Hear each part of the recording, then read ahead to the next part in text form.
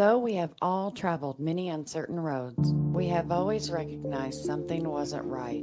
We searched high and low, yet our paths had never intersected. Our desire to seek truth, then to speak true, has brought us all together. That thing of ours is rooted in truth, because truth is the only unshakable foundation. In the greatest book, it states in John 8:32, "For ye shall know the truth, and the truth shall make you free." Truth is a powerful force. It is the foundation on which all great achievements are built, and the bedrock of trust and respect in any relationship. When we are rooted in truth, we can be confident that our decisions and actions are grounded in reality rather than in speculation or wishful thinking. The pursuit of truth is not always easy. It requires courage, perseverance, and a willingness to face uncomfortable facts.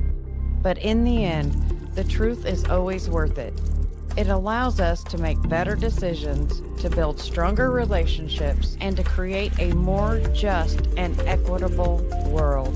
From politics and world events to entertainment and pop culture, we've got you covered. We'll explore our history and the stories that matter to uncover the truth that lies at the heart of each one. With our fingers on the pulse of the news cycle, we'll provide the insights and analysis you need to stay informed and engaged. As we stay rooted in truth and let the truth guide us in all that we do, let us be willing to listen, to learn, and seek out the facts, even when they challenge our own assumptions or beliefs. Let us never forget that the pursuit of truth is not just an individual endeavor, but a collective one. Only by working together With honesty and integrity, can we build a better future for ourselves And for generations to come. This is That Thing of Ours. How's it going, everybody? Thank you for joining us today. We got small face. There we go. Thank you for joining us today on this Friday, 18th of July, 2025. I'd like to thank each and every one of you for joining us on Facebook, YouTube, Twitch, Rumble, and Pill.net. and if you haven't already, please take a minute and give us that virtual hug. If you're over on Rumble, hit that thumbs up. If you're over on pill.net, take that red pill. And if you're over on Facebook, you got like 7 buttons. Yeah, so just hit the heart, whatever. run over there. And We're not clickety doing- click. We're not doing X right now. And apparently we had difficulties with locals, whatever. We'll get it figured out. Yeah. We're out of practice. We'll say hi to the fam. Hi to the fam. Got F. Clint in the house. Yo, F. Clint, what's going on, man? Got Mike in the house. He's driving. Be safe, sir. Be safe, Mike. Thanks for joining. We got Steph in the house. Hey, Steph. Let's see. Oh, Oh, I saw Chachi. there's Chachi. Hey, Chachi. There's Ryan. What's going on, Ryan? How you doing, man? Yeah, I know we've been gone for a minute or two. Yeah. Need to take a break, get our lives in order. Ish. We had a lot of rain last night. We did have some rain. It was big old fat rain. It was. It was fat rain because it woke me up and it was hitting the window real hard. I was kind of wondering if it was hail again. Mm-mm. It was just rain. I mean, having hail once in Nevada, period, in July is a bit much, but twice. I know, it's weird. What's this world coming to? Just strange. Who knows? Who knows? It poured over here. Had to buy a boat. Oh, man. Well, I hope it was large enough to get you and all of your critters, sir. If that's the case, then make sure there's space for us too. Hey, Brother Bill. Brother Bill, what's going on, man? Stopping by in for a bit. Take Jake for his walk. Awesome. Awesome. We appreciate you stopping by. Glad to see you. do. Yeah. You ready? Yeah, I'm ready. There's news going on. There is. Would you read that, please? Former AG nominee Matt Gaetz goes to bat for Pam Bondi. Let's listen. All right.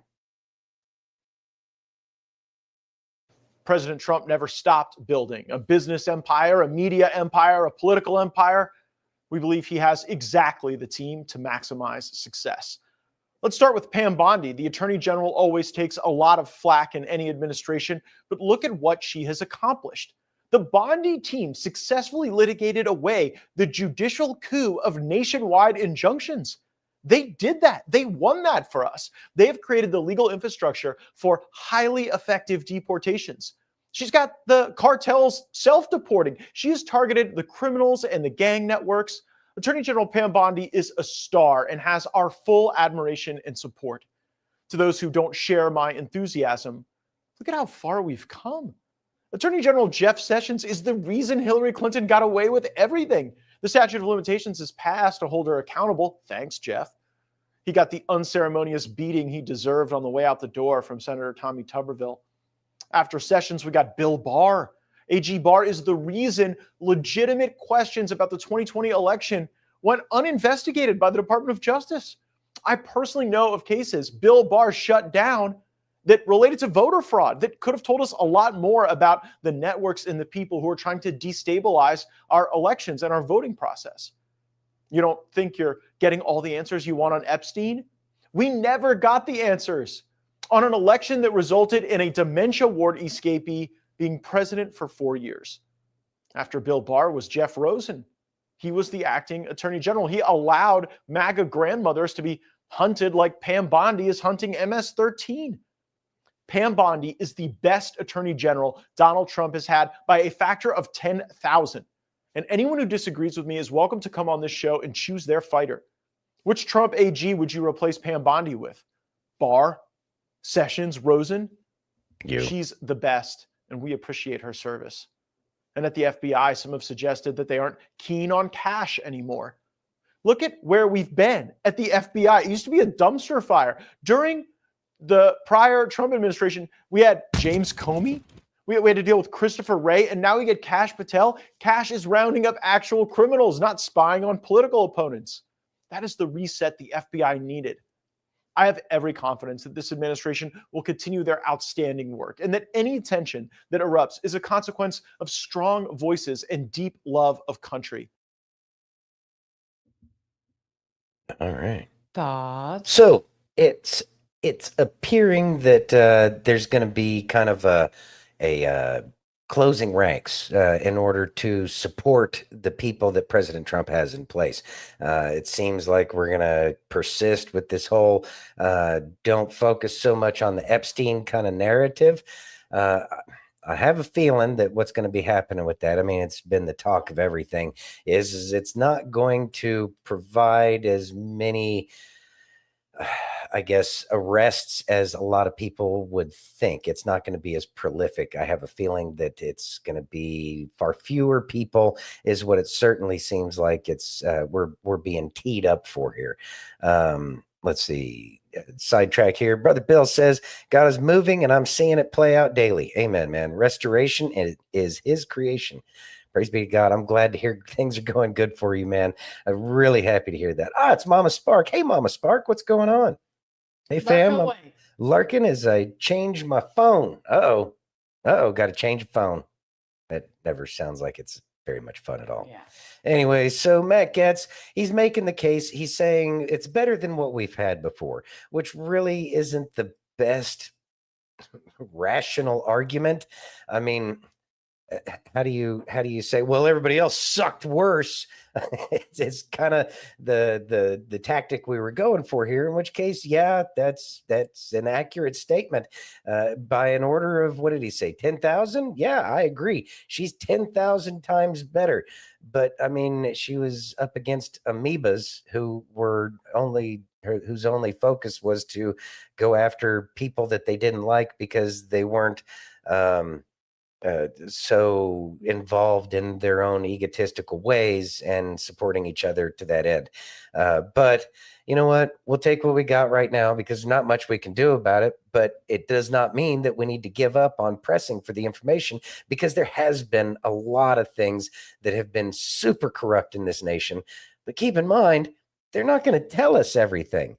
And the only people who are going to do most of the talking are the people who've been doing the talking the whole time. And that is the legacy media, the washed out, worn out legacy media that nobody really trusts anymore, except for the people who still drinking that Kool-Aid and the jab for it, on a monthly basis or whatever, and however many masks they have to wear every single day. That's who they're talking to. But fortunately, that crowd is dwindling more and more every day as more people wake up. So you know what?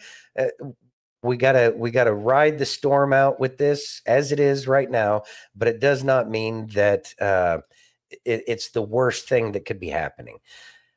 Take what we can get. Anyways, hey, Colbert, thanks for joining us. Truth bomb from Matt Gaetz. Yeah, I mean, he's telling the truth there. Oh, charge the phone. Oh, okay. All right. Well, that sounds like that's a lot better. Hey, Dad at home, thanks for joining. Nice. And there's Silver. Hey, Silver. Matt has destiny written all over him.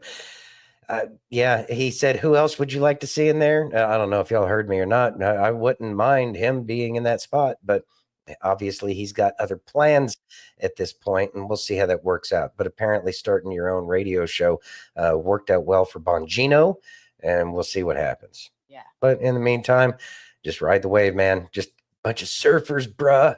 Just ride the wave, man. Don't fight it. It's the ocean. Can't fight the ocean, bruh. You ready? Yeah.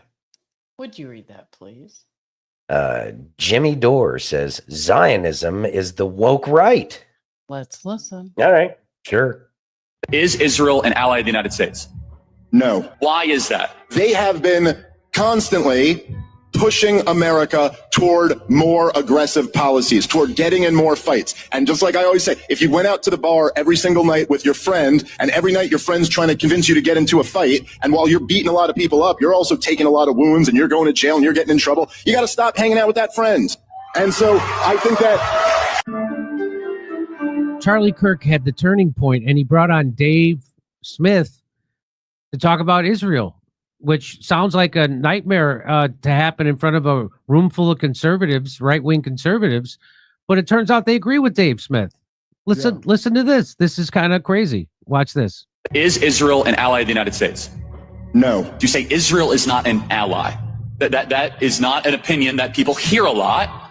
Why is that? They have been constantly pushing America toward more aggressive policies, toward getting in more fights. And just like I always say, if you went out to the bar every single night with your friend, and every night your friend's trying to convince you to get into a fight, and while you're beating a lot of people up, you're also taking a lot of wounds, and you're going to jail, and you're getting in trouble, you got to stop hanging out with that friend. And so I think that's an overwhelming cheer. So that's him saying we got to stop being friends with Israel because they're toxic to us, and a room full of right-wing conservatives cheer that. So it sounds to me like people like Tucker Carlson are finally getting through to those people that we should be in charge of our relationship with Israel, and we should dictate to them and not the other way around. And I think it's certainly the young people, conservatives, agree with that message, that Tucker Carlson's message. They agree with it. They agree with Dave Smith, who's a libertarian. They don't agree, ironically, with Charlie Kirk's version. They don't agree with the guy from the Daily Wire. What's his name? Ben Shapiro. They don't agree with Ben Shapiro. They He really lost the plot, that guy.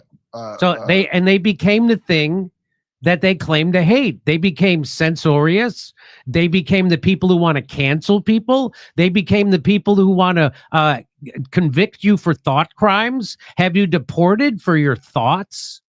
That's exactly the thing that they used to rail against. They're the ones who want to have safe spaces on college campuses for Zionists. They're the ones who call any criticism of Israel or Zionism anti-Semitic. They used to rail against you calling criticism of Black Lives Matter racist, or criticism of the trans agenda homophobic. Everything is racist, sexist, homophobic. Everything to them is anti-Semitism. Everything to them. So they've replaced all that with their own woke bullshit, and Zionists are the woke right. So don't let anybody else try to confuse you that it's some weird populist. It's not. It's the Zionists have become the thing that guys like Ben Shapiro used to rail about. Facts don't care about your feelings. When you go to college, you don't have a right to a safe space. You're supposed to be challenged, and you're supposed to be made uncomfortable by ideas, and everybody should have the right to speak. Well, they don't agree with that. Everybody except if you're saying something against Palestine, against Israel, or against Zionism. So and they've lost it. And so that right there, those people cheering Dave Smith saying that there's no more farther right-wing conservative group of people in the country than the people at that turning point, and they're cheering Dave Smith, and that drives a lot of Zionist influencers crazy. People like Ben Shapiro, people like my good friend Dave Rubin. That drives them crazy. That they've lost them. No one is going along with your Zionism anymore because we see it for what it is. It's Zionism, fascism, as Kurt Sapp pointed out. It's fascism. You want to control people's speech. It's in the name. You want people. You want people deported for their thoughts. You want people convicted of hate crimes, hate speech, hate. Oh, everything that you railed against for a decade, you are now embracing. So Dave Smith has actually got more to say. Jimmy. Dave Smith, this is where it got to, because don't conflate anybody who's out there talking about this. I want to point this out every single time. Who's going the Jews instead of saying Zionism? Yeah, I think you work for Zionists. Yeah, that's right. It's Dave Smith, my buddy. I know him quite a long time. I'm very proud of Dave Smith, I have to say. The Jew Dave Smith, who Douglas Murray goes, evidently he claims some Jewish ancestry.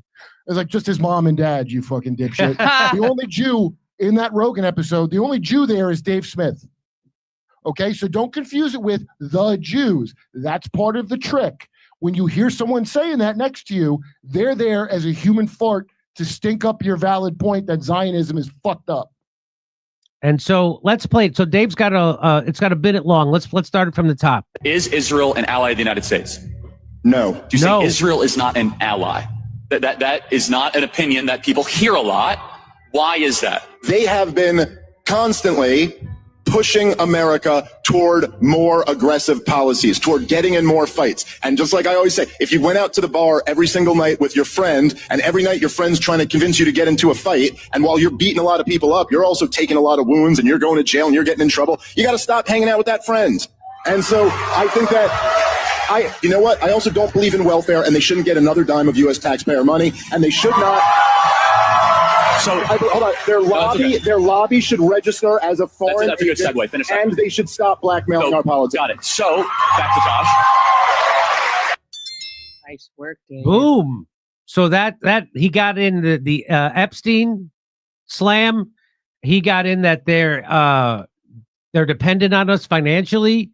Yet they dictate to us and they blackmail our politicians, and that they're not our friend, they're not our ally. And that room cheered. Those are some of the biggest cheers I've heard in a while. So I wanted to show you this again. So Propaganda Co. tweeted out what happened this past weekend with the Turning Point USA was huge. Not as huge as my comedy appearances this weekend in Red Bank, New Jersey, Northampton, Massachusetts, and Concord, New Hampshire. Plus, we'll be in Toronto on Thursday. Go to jimmydore.com. But it was huge. It may not seem like it, but event marks an actual turning point in history. If you were paying attention, it should be abundantly clear that Charlie Kirk and Turning Point cannot contain the moods and opinions of conservative youth and have no choice but to adapt to it. Tucker literally said, if you serve the IDF, you should have your citizenship revoked, and the crowd roared and cheered. Now Zionists are all over X crying to Kirk about how he betrayed them by platforming Tucker Carlson and Dave Smith. The presence of Tucker Carlson and Dave Smith wasn't an accident. The next generation prefers them over the likes of Laura Loomer, Ben Shapiro, and Mark Levin. Kirk is still a Zionist, but he cannot stop the momentum of the anti-Israel right, so he had no choice but to platform them. Otherwise, he'll lose all relevance. Epstein, JFK, 9/11, and the genocide are all way too big to ignore, and Israel's hands are all over it from one form or another. The tides have overwhelmingly turned against Israel.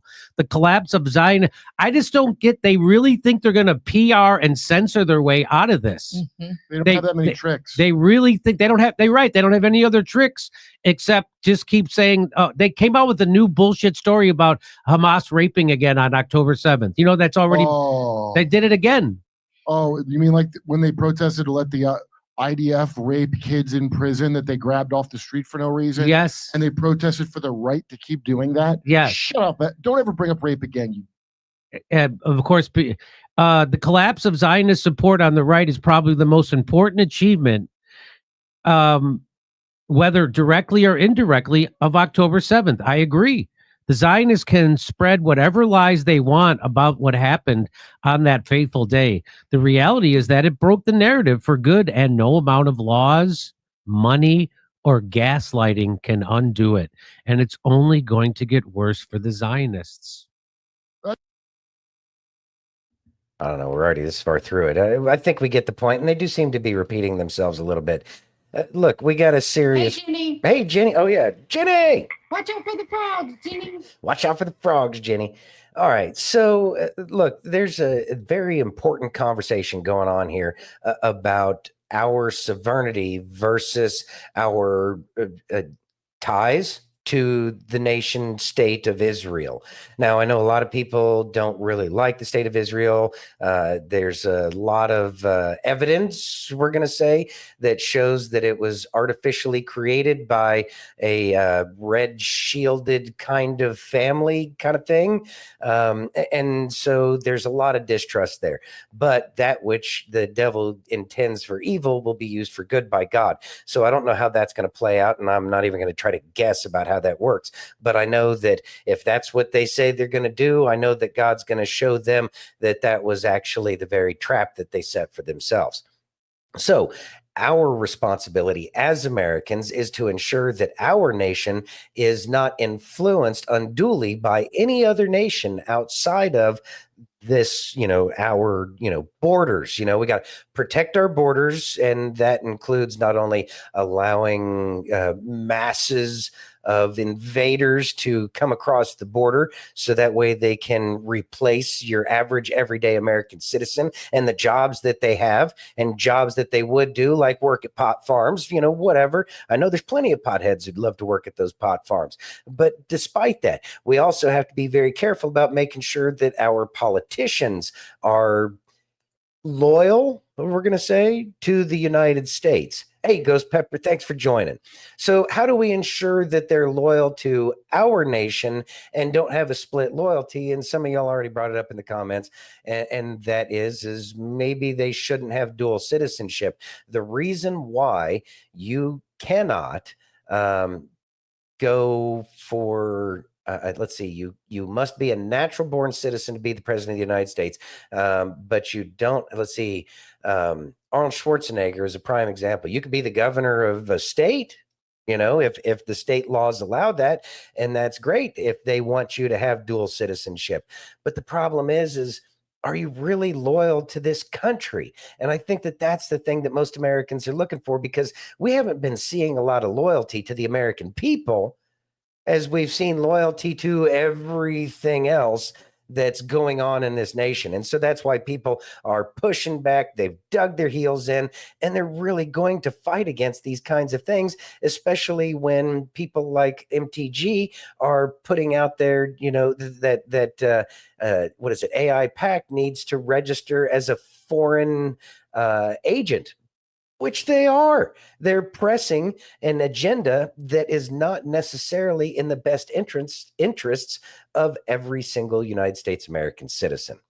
I understand that Israel wants to press it's right, it's its responsibility to take care of its people, and if our politicians would be wise to understand that maybe we should be taking care of our people instead of worrying about the rest of the world. And we've fallen into this trap where we think, oh, we can just pay everybody off. The Pax Americana, the peace that was created by America-ish, not only through our military, but really, truly, it was through the dollar. We bought the rest of the world. But when you have that kind of power and ability, other entities are going to want a piece of that power pie. And so that's what we're seeing. And as we have allowed these foreign agencies to come in and influence what's going on here, we got some real problems that we do need to kind of make sure that the people that are in office actually care about us, because it's not just Israel. We've had people come here from Somalia that don't necessarily care about the United States. We have people who have come here from other nations and have pushed their agenda. So it is something that definitely needs to be dealt with. And the new mainstream media sources are going to separate themselves like the wheat from the chaff. And that's just going to hash itself out over time. Exactly. Yeah. You ready? Mm-hmm. Would you read that, Oh, please? Arnold was a loyal Democrat. And Vandersteel says the word of the day is arrests. Let's listen. All right. The word of the day is arrest. This is what we want, Mr. President. I've just learned from your daughter-in-law that you were going to release even more information on the Epstein files. Well, thank you for hearing us. But really what we want are the arrests. We want the indictments and quick arrests. It's really not complicated at this point. Despite the fact that Dan Bongino and Kash Patel have made millions of dollars, and good for them on their podcast, they deserve it, talking about what we all know to be true, that these people are heathens and they need to be arrested. They've written books on it, which is a roadmap for any decent prosecutor anywhere to prosecute these people. Let's just get to business. The American people have had it. We don't trust government. We don't like being lied to. And, for that matter, we don't like Operation Warp Speed either. That was a kill shot. And the evidence is coming in like a floodgate that has gone bad in, Texas and North Carolina and everywhere else that has been flooding. The information is just flooding out everywhere about this stuff. So let's chew these problems one at a time. But you know what? The base would be really happy if we just saw some arrests, because we're tired of the talk. And we know we've been lied to for decades. We know our government has been lying to us. So please, Mr. President, we are begging you, let's just get some arrests. That's it. That's the word of the day, arrests. And let's go MAGA. This is it. The public servants are you all. We the people. We're the boss. We're asking you to do the job of we the people, which is give us some arrests. Thank you for your attention to this matter. Thoughts? All right. So the arrests. I know everybody's chomping at the bit for the arrests, but at the same time, we have been talking about for these past 4 years that Biden sure did fall up the stairs looking an awful lot like Jim Carrey. Nancy Pelosi and Cheney's daughter, when the marshals were right there. Right. Don't say nothing. We've seen these videos with our own eyes. And so it's like we can't forget everything that we've talked about for the previous 4 years. What we need to be recognizing is that the game is still afoot. It's still going on. Does it mean that we're going to see Dore kicking and all that other stuff? No, we're not, because we have to take away their ability to cause problems. That's why we're going after the migrants that we're going after. Did we want to see people, a mass exodus going out, like we saw these videos of these people being supported, heading their ass out of here? Yeah, that's what we wanted to see. We're not going to see that, but it's still moving pretty quick. Yeah, thank you, Silver. Liz Cheney. Let's see. Hope says, there you go. Hey, Angie, you enjoy your time with your daughter. Oh, yeah. Well, thanks for stopping by. We appreciate that. Definitely enjoy your time. Yeah. Time off the screen is always time well spent. Let's see. So, let's see. Bill says the word of the day right here where I'm at in Texas is hot AF. Boy, tell me about it over here. I know more than one word, but it's hot and humid too. I know we've had terrible humidity. It's like 28% humidity here right now. It's just 34. 34. Oh my God, we're melting over here. Whew. We're not used to that. No, we're not used to that, but it's also 93 degrees. So there's that. Anyway, so we can't forget everything that we've already seen with our own eyes. And we have to understand that Trump is a master manipulator of the press to make the press do what he wants them to do. Like we've been saying, that the press has finally been doing their job and doing some, you're going to tell us not to look at Epstein. We're going to look at it so that way we can come after you, Mr. President, because we're the press. We're the fourth estate or whatever it is they like to call themselves. Tell me about your humidity. It's awful, F-Clan. It's awful. Oh, it's so much like sweat and everything. I'm so used to the sweat just vaporizing as soon as it touches the air. But anyways, 70. Whoo, I'm glad we're not there. Yeah. Anyway, so we understand that we're not going to be told everything, and yes, we do want to see arrests. It's not going to happen that way.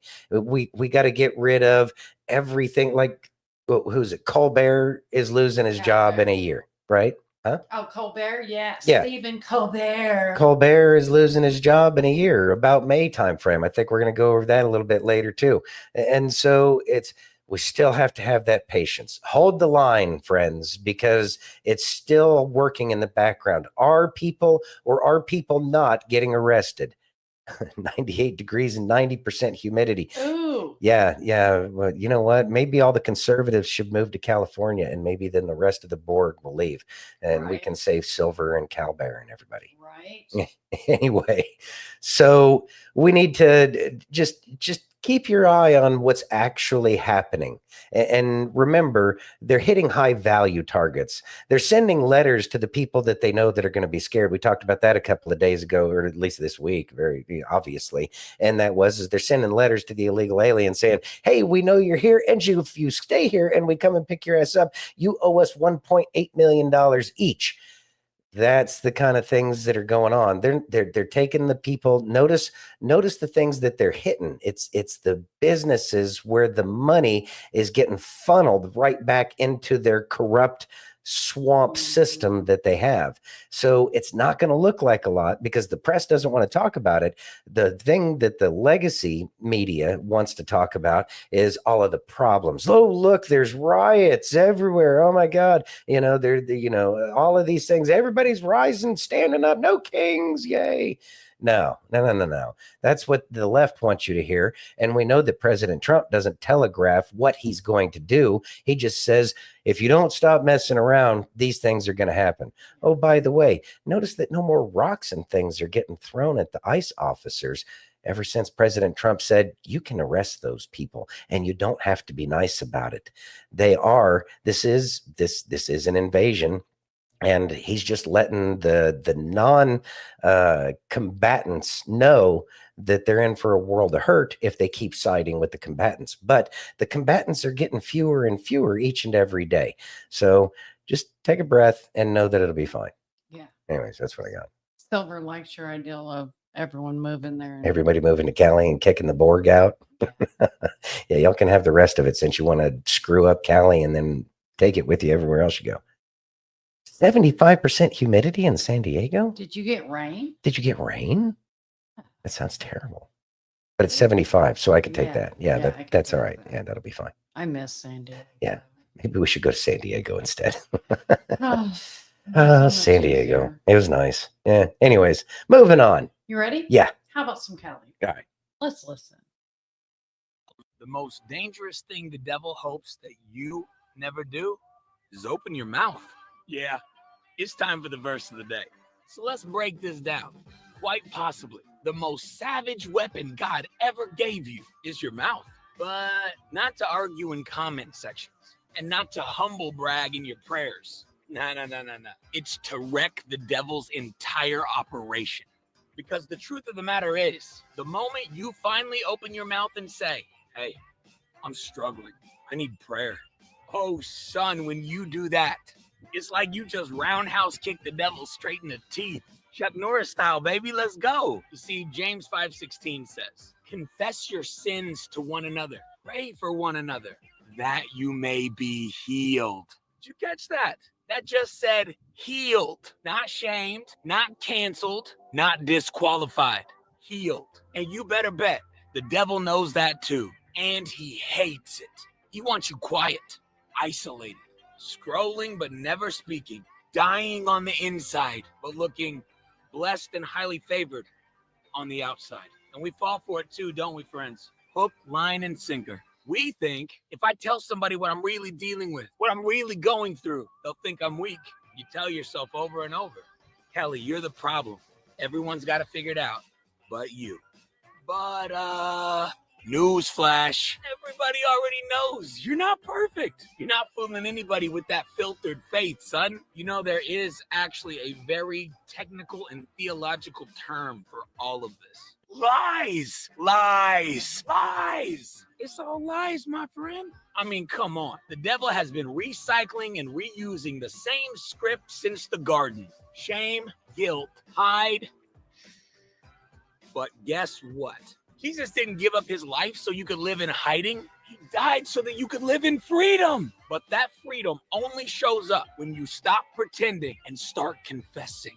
Because the truth is, the second you shine light on your struggle, the second you shine light on your issue, the second you expose your sin, you rob the enemy of all his power. Sin grows in the dark. Light kills darkness. Stop hiding what you're going through. Shine light on it and get set free, son. But Kelly, bro, you don't understand, man. My life is like a total mess. Yeah. Same. How easily we forget.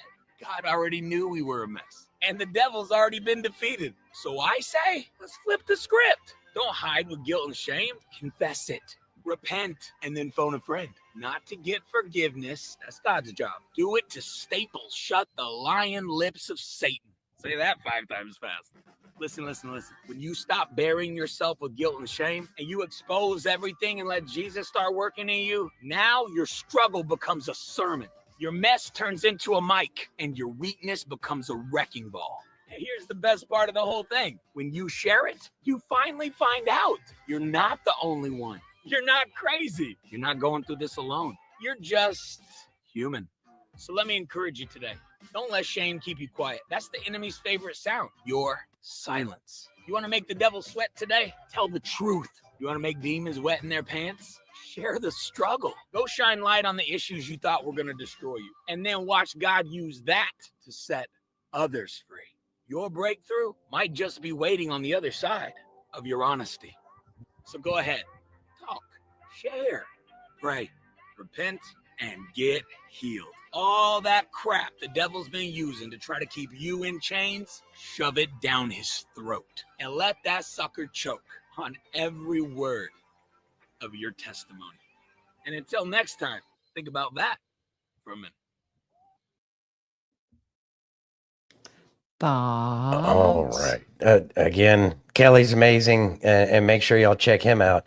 It's our testimony that is able to overcome so many of the problems out there.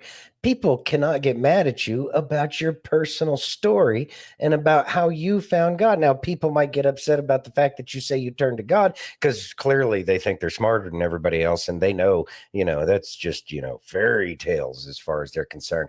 But it might not be for that person. It might be for somebody else who is listening in, because when you share your authentic story, who you authentically are, there is no overcoming that, because it's your experience. It's what you had to go through. And the fact that you decided to turn to God and that your life improved because of that and helped you overcome all of these issues, then that is the very reason that we need to share our testimony, because he has saved us. And that's all that he really wants us to do. So don't hide your light under a bowl. Don't put it under the bed. Put it out so that way it can illuminate the whole room. That's what he asks us to do. So let's make sure we're getting out there and doing that. And it's just as simple as telling people who you are. And you don't have to go into super fine details about how terrible of a person you may have been once upon a time, but it's more about the redemption. It's about that coming back into the fold, being brought back in. And so that is what brings life to other people, when you share the life that you actually have because he gave it to you. You're not alone. You are human. Boy, that's the truth. We are human. And that's another thing, is so many people feel like, oh, I'm the worst person on the planet because of this or that or the other thing. And in all actuality, you're human. Show me one person other than Jesus who did it perfectly. Not possible. No, it's not. We're waiting. You ready? I know. Okay. All right. Yeah, I'm ready. Okay.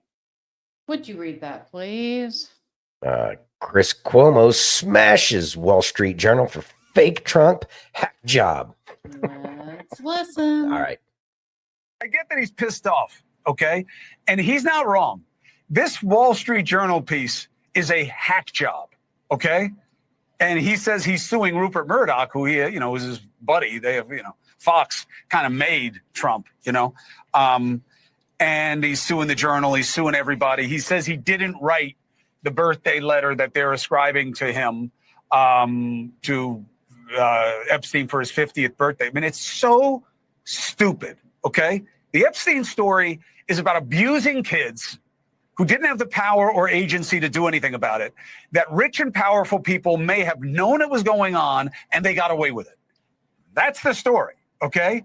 It's not that Trump liked a scumbag, okay? Now, I get that in the media, this is great because it's bad for Trump and he's going crazy and he's going to pump and move the story for the Wall Street Journal right now by saying it's fake and it's wrong, but it doesn't move the needle in the country.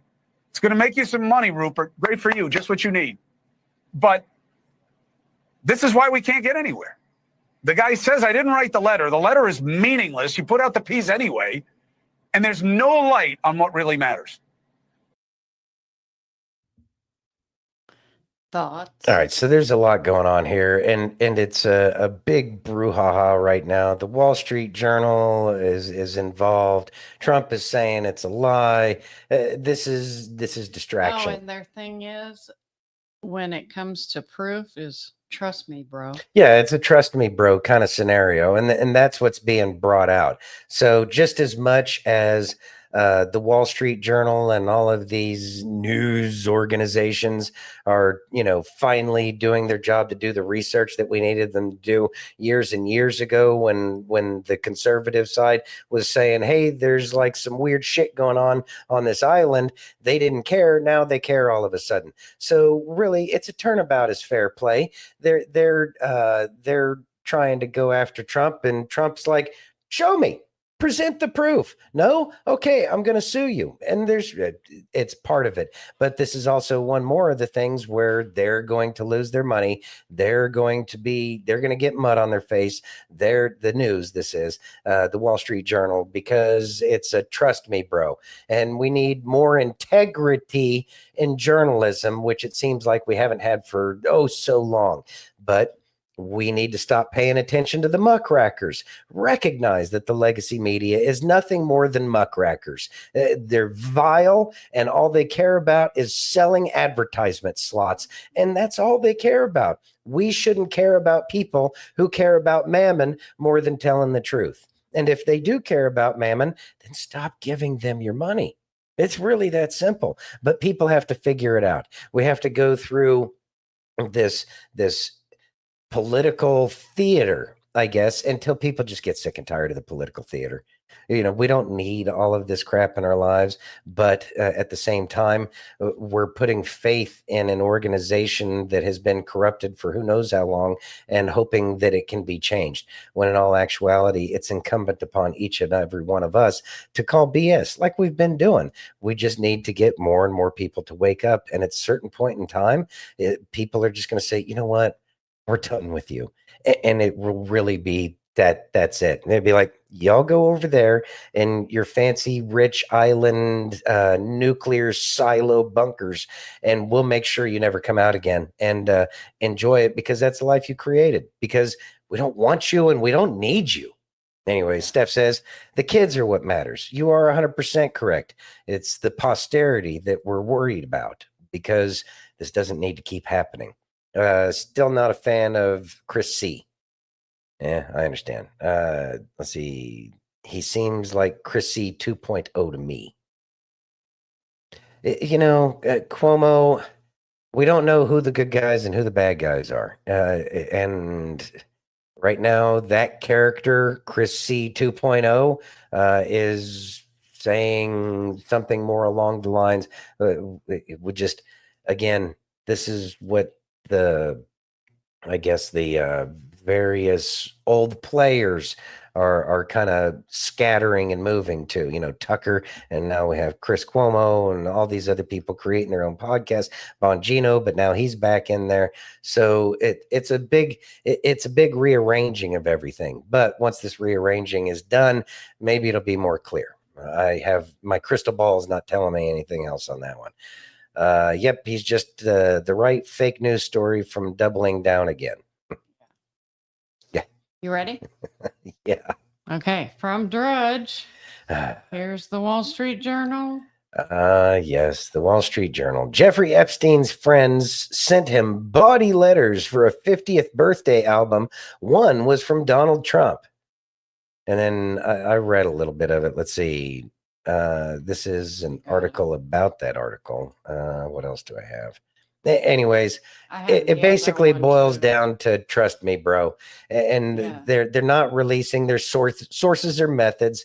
And then the picture that they showed, it's how do you really tell that that's what Trump did?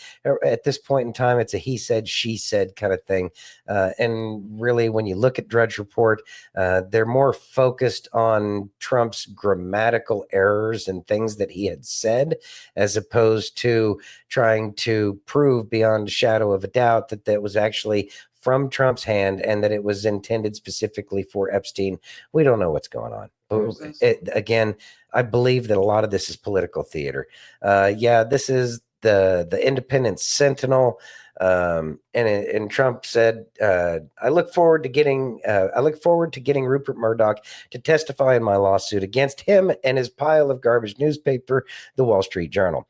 That will be an interesting experience, end quote. Let's see. Not only didn't the Wall Street Journal have the letter, Trump told them it was fake and he'd sue. They printed the article anyways. And so, you know what? You make your bed, you sleep in it, and we'll let the chips fall where they may on this. But the Wall Street Journal, along with so many of the other legacy media, Posts and Times and everything, they all need to be brought down a step. And how else do you take away their credibility or show the people that they have no credibility other than to do things like this?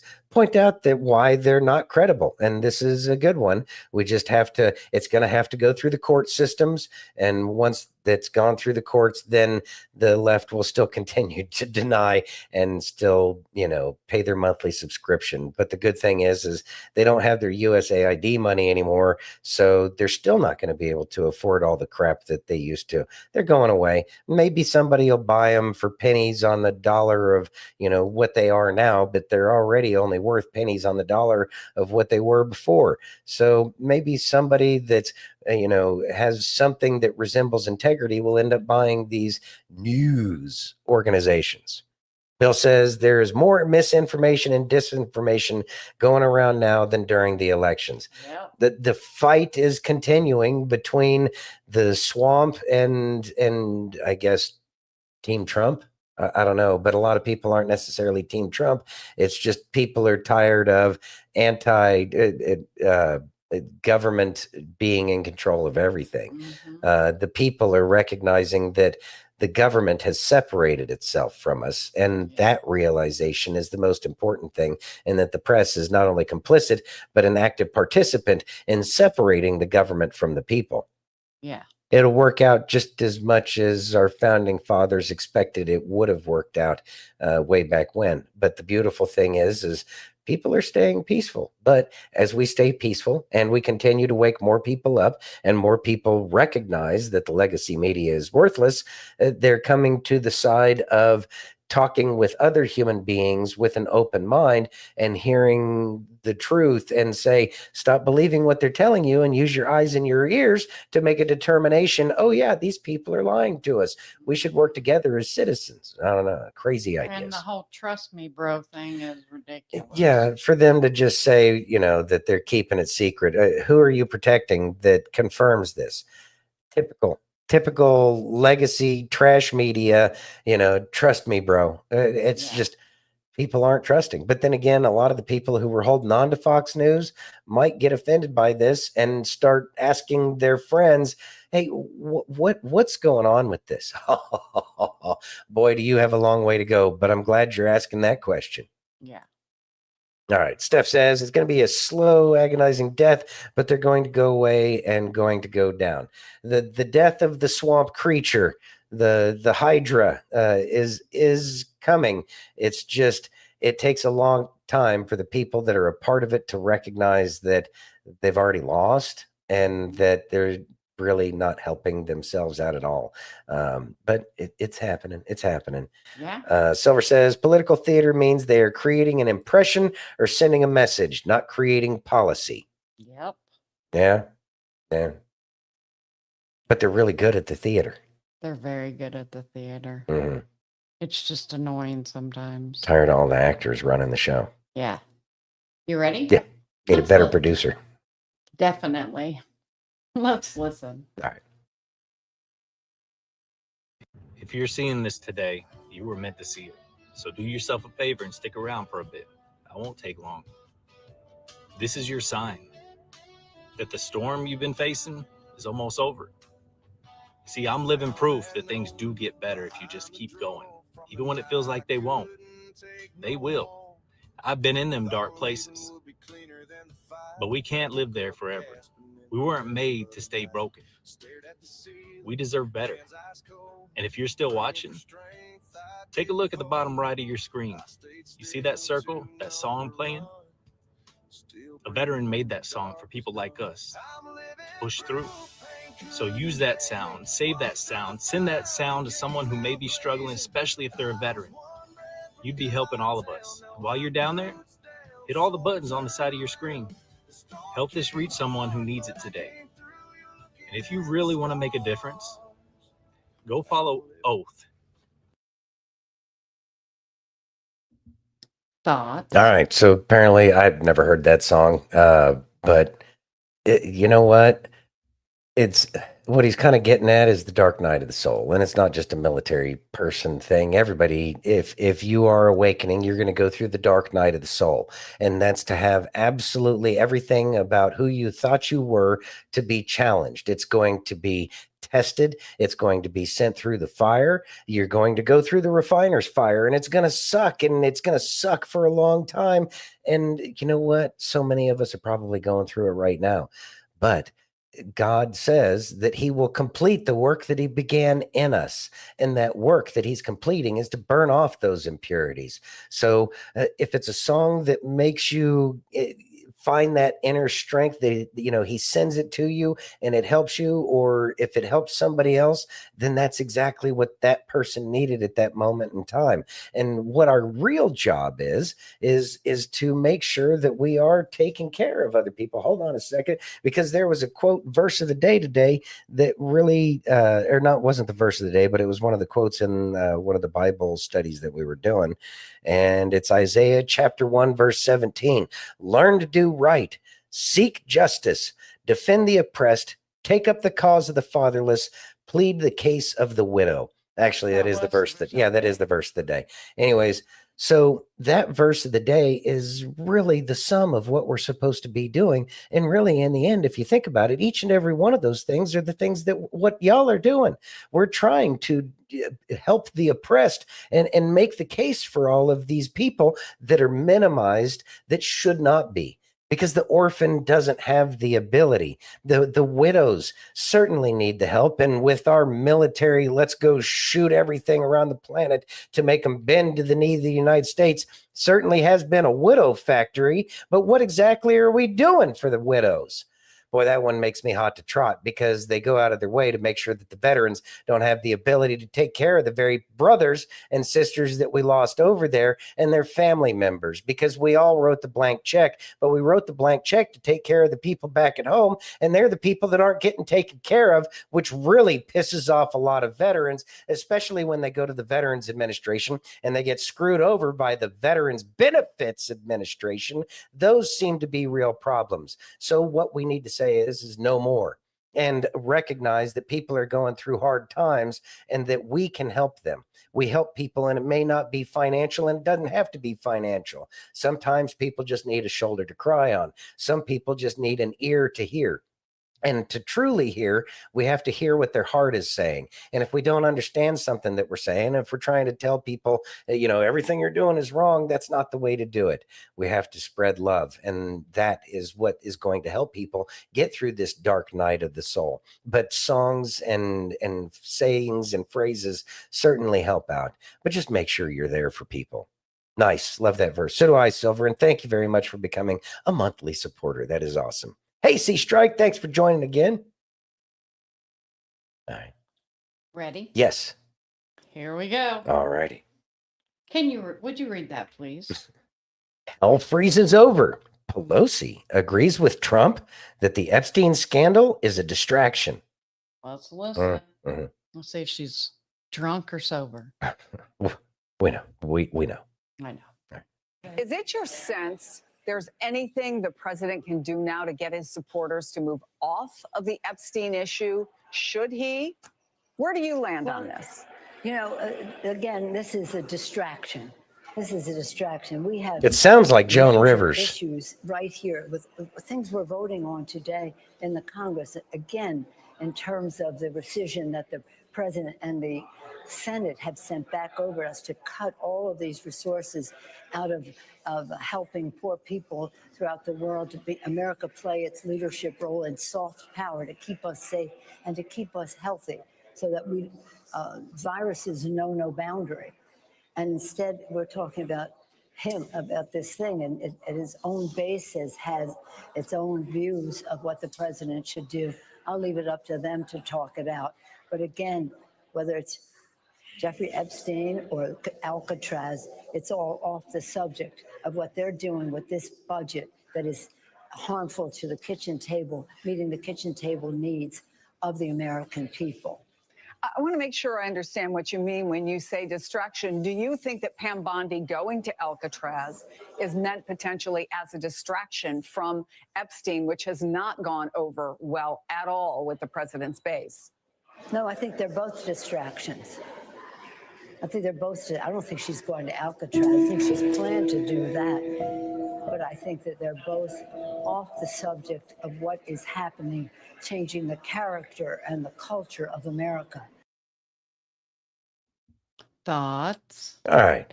So despite the whole Joan Rivers distraction here, as we listen to Nancy Pelosi talk about distractions, okay, putting up roadblocks, trying to stop people from looking into it. It's weird that Nancy Pelosi's jumping on that bandwagon, but we believe that she's been controlled op for a long time, ever since she started hitting the ball a little too hard on the floor of the Congress. But that's another thing altogether.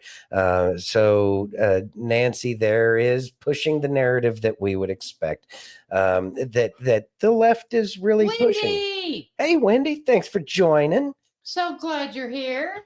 Anyway, so it's, again, the attention is on Epstein. The attention is on Epstein. I think we're all getting sick and tired of hearing about Epstein Island and Epstein and whether or not he's alive and the files that exist or don't exist, the logs, etc., etc. Look, this is the minutia that they keep repeating over and over again. There's more important things going on in the background. We understand that this is how they play the news. Both sides, two wings, one bird. They play the news like this to get you wrapped up in the minutia of what's going on, as opposed to worrying about what they actually got going on in the background. Now, the fruits of the labor that I'm seeing is that there's some effective ICE raids. We're seeing that the court cases are moving forward, and they're flying fast and furious all over the place as Team Blue fights Team, Trump, and they're fighting each other, and it goes back and forth to the Supreme Court. The Supreme Court talks some shit.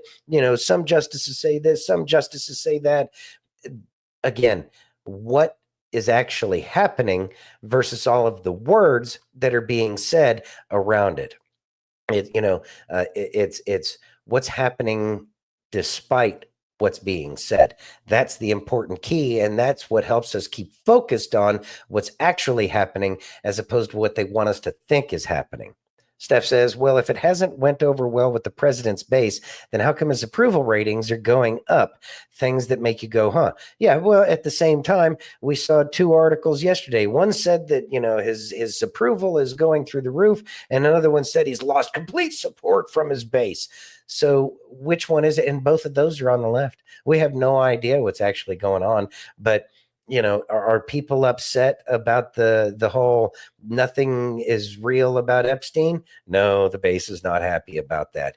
But what has happened is the people on the left are very motivated to find out about what happened on Epstein Island when they were too busy calling us conspiracy theorists, because, they were lumping that in with all of the other stuff that the conspiracy theorists were talking about, like the jibber jabber, and the Biden falling looking like Jim Carrey, the iceberg of conspiracy world. It's a lot, and people try to digest it all at once, and then they just say, it's a bunch of phooey. No, it's not a bunch of phooey. It's just you can't break it down into bite-sized pieces, so you don't understand it. So you're afraid to actually spend some time to try to actually understand what people are talking about. Brother Bill says that neckline looks a little sus to me. It probably is, man. There's a lot of things that can be done, and this isn't my forte because I know that there's great anons out there who do the research, and they will look at the eye shape and zoom in on the eyeballs and see, is it the same shape? Do voice analysis. How close is it to Joan Rivers? The other question, I think it was Silver said, did Nancy Pelosi always sound like Joan Rivers? I don't know. I don't have those answers. All I know is that woman sounded an awful lot like Joan Rivers and kind of not so Nancy Pelosi looking. Yeah. And certainly is playing right into Trump's hand if you're still, have any modicum of faith in what Q was saying. Or again, I'm going to repeat this. I'll probably repeat it a lot. Q is not the kind of organization that's going to go out there and tell you everything they're going to do next. That's why they came up with the whole Q clock, and have you go and try to understand what they're saying. And then how much are they really going to tell you as they're going out to do stuff? They already told you everything you need to know for the most part, but it's still coming out. Yeah, exactly. Have faith. Have faith in God, and don't put your faith in man. Don't put your faith in a group of men under the moniker of Q. Again, your faith is in God, but it does seem like the Q team, the Q people, are the ones that are trying to get us to a more God-fearing kind of nation, and I can support that. Yeah. Until they're not supportable anymore. But as far as I can tell, it looks like it's everything that we kind of need. Yeah. You ready? Yeah. Would you read that, please? Tucker Carlson and Darryl Cooper explain the real reason the base wants Epstein truths revealed. Okay, let's hear what y'all say about what we really want. Yeah. Thank you for telling us what we want. I appreciate that. Let's listen. All right, let's hear it, and then I'll determine as whether or not that's actually what I want. Exactly. If there's one message I would like, if there's anybody at the White House or anywhere close to those people watching right now that they need to understand, is the reason this is important to the base is not because they think there's this Jewish pedophile who worked for the Israeli Mossad and they want him held. It has nothing to do with that.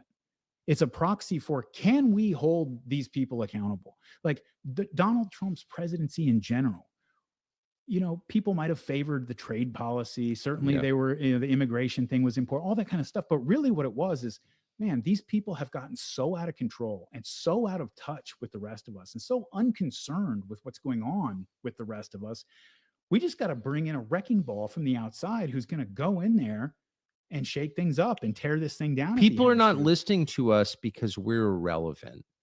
We don't have any say in our government. There is no democratic control in the United States. The population's views don't really matter. That's the feeling that people have. And this whole story that you've told for 2 hours and 37 minutes confirms that they are right to be concerned, because what you're describing is an pretty organized, informally organized anyway, force or series of forces that operate outside and above the U.S. government and every other global government, or most of them anyway. And by definition, so the U.S. attorney, the federal prosecutor, the chief federal prosecutor in one of our biggest states is told back off and does. And everybody beneath him does also. So, like, what is that? Yeah. It's a force bigger than the U.S. government. And I just think that can't continue. That can't continue. Yeah. We can't have that. All right. Thoughts right now.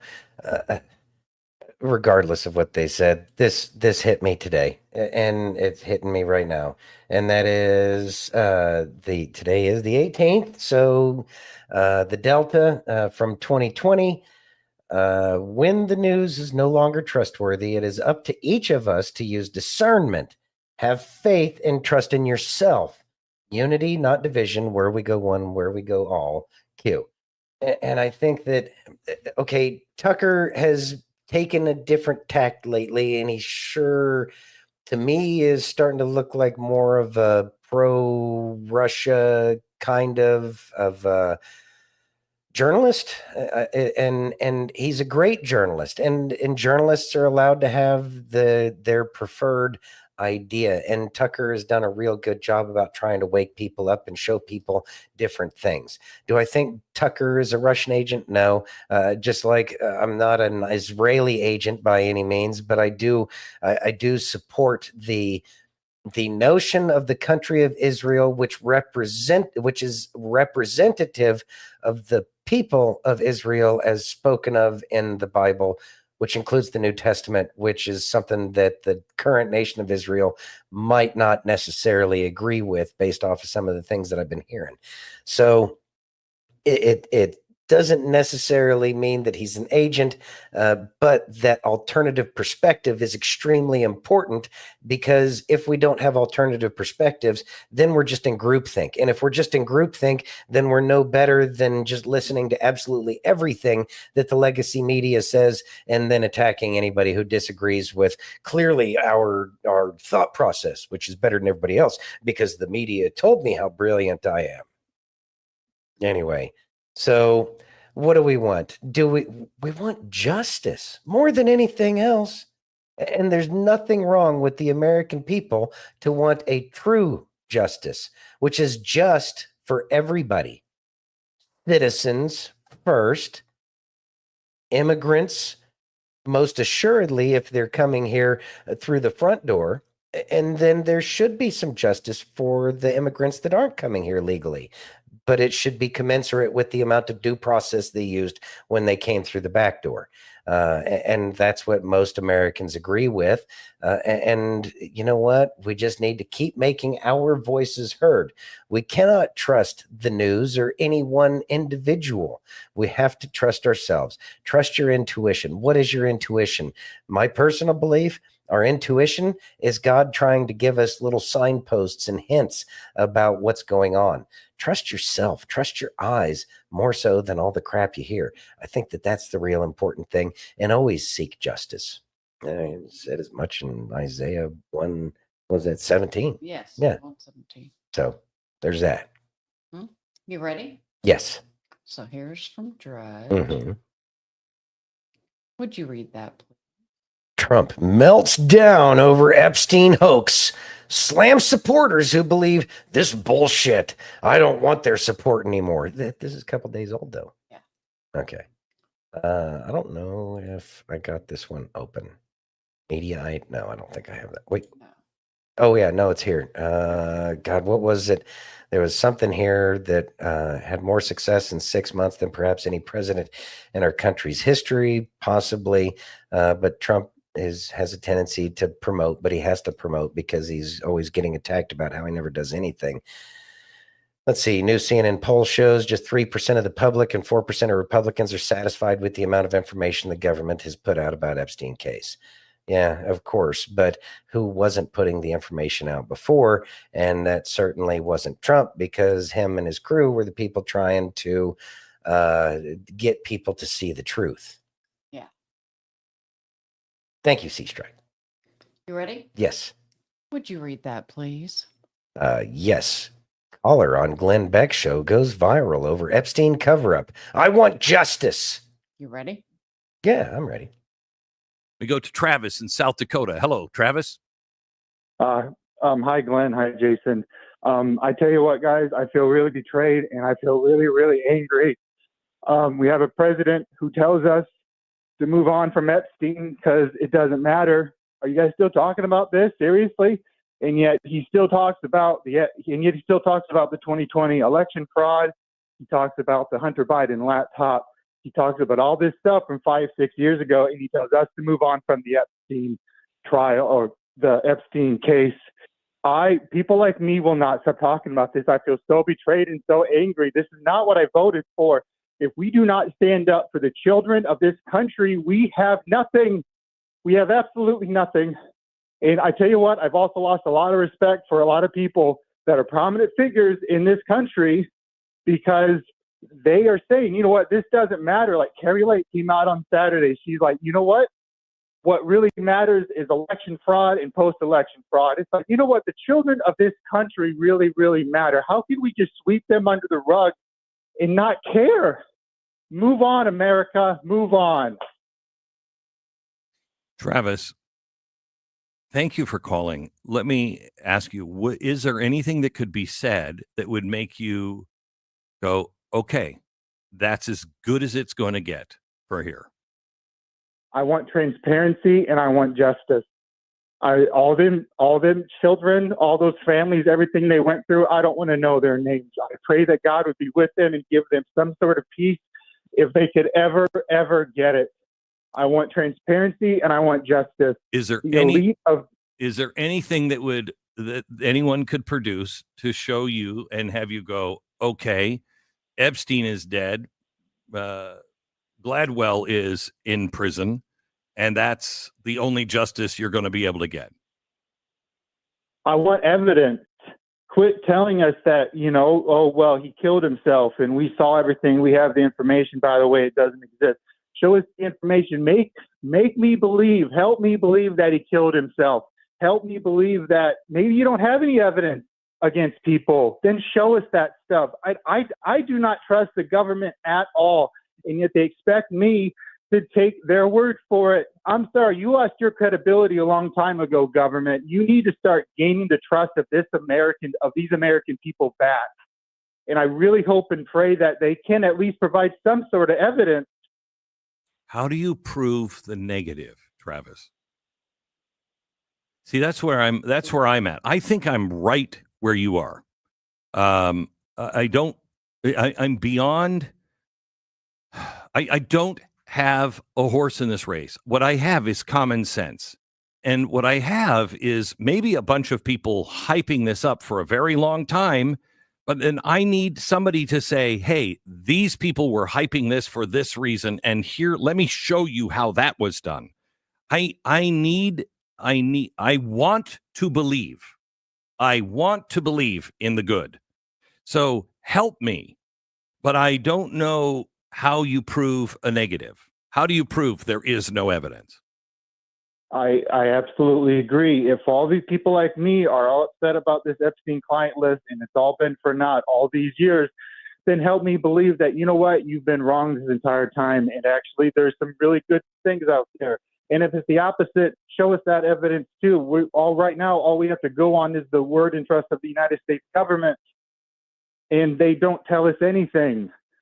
So this is what we found, and the documents we're going to give you are going to be, mostly redacted, but the information's there. We just can't show it to you. You got to help us out a little bit. There's a lot of good in this country, but you got to help us out a little bit. Travis, I don't think anyone could have said it better than that. Thank you. Appreciate it.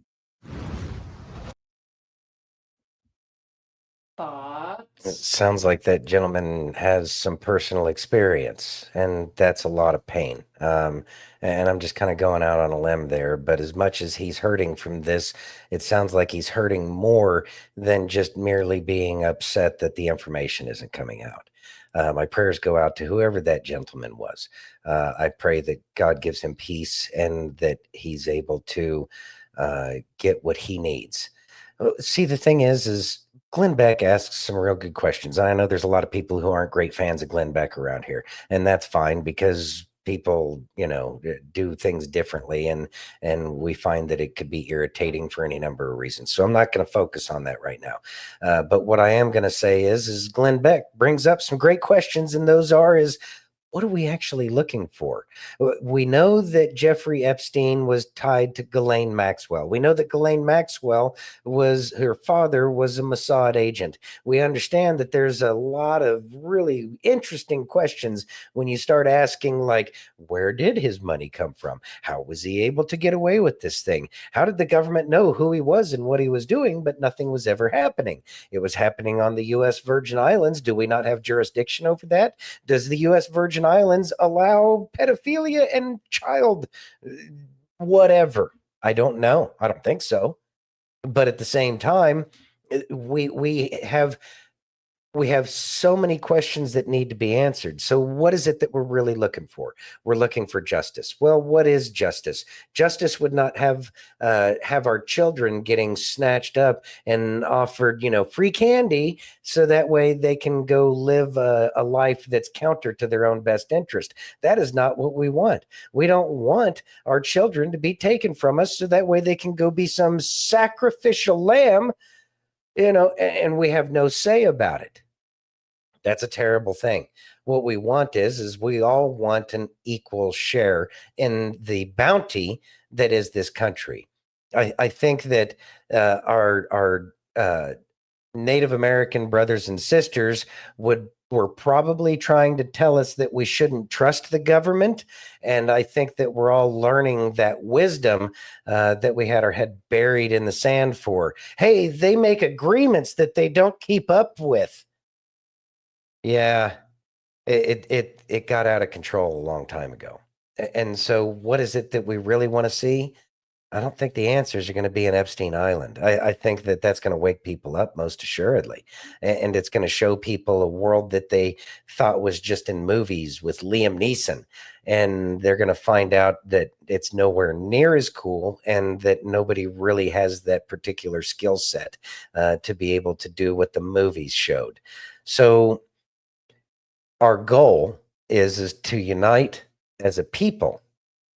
United we stand, divided we fall. What has this cabal been doing? They have been dividing absolutely every American against themselves based off of race, creed, color, national origin, whatever.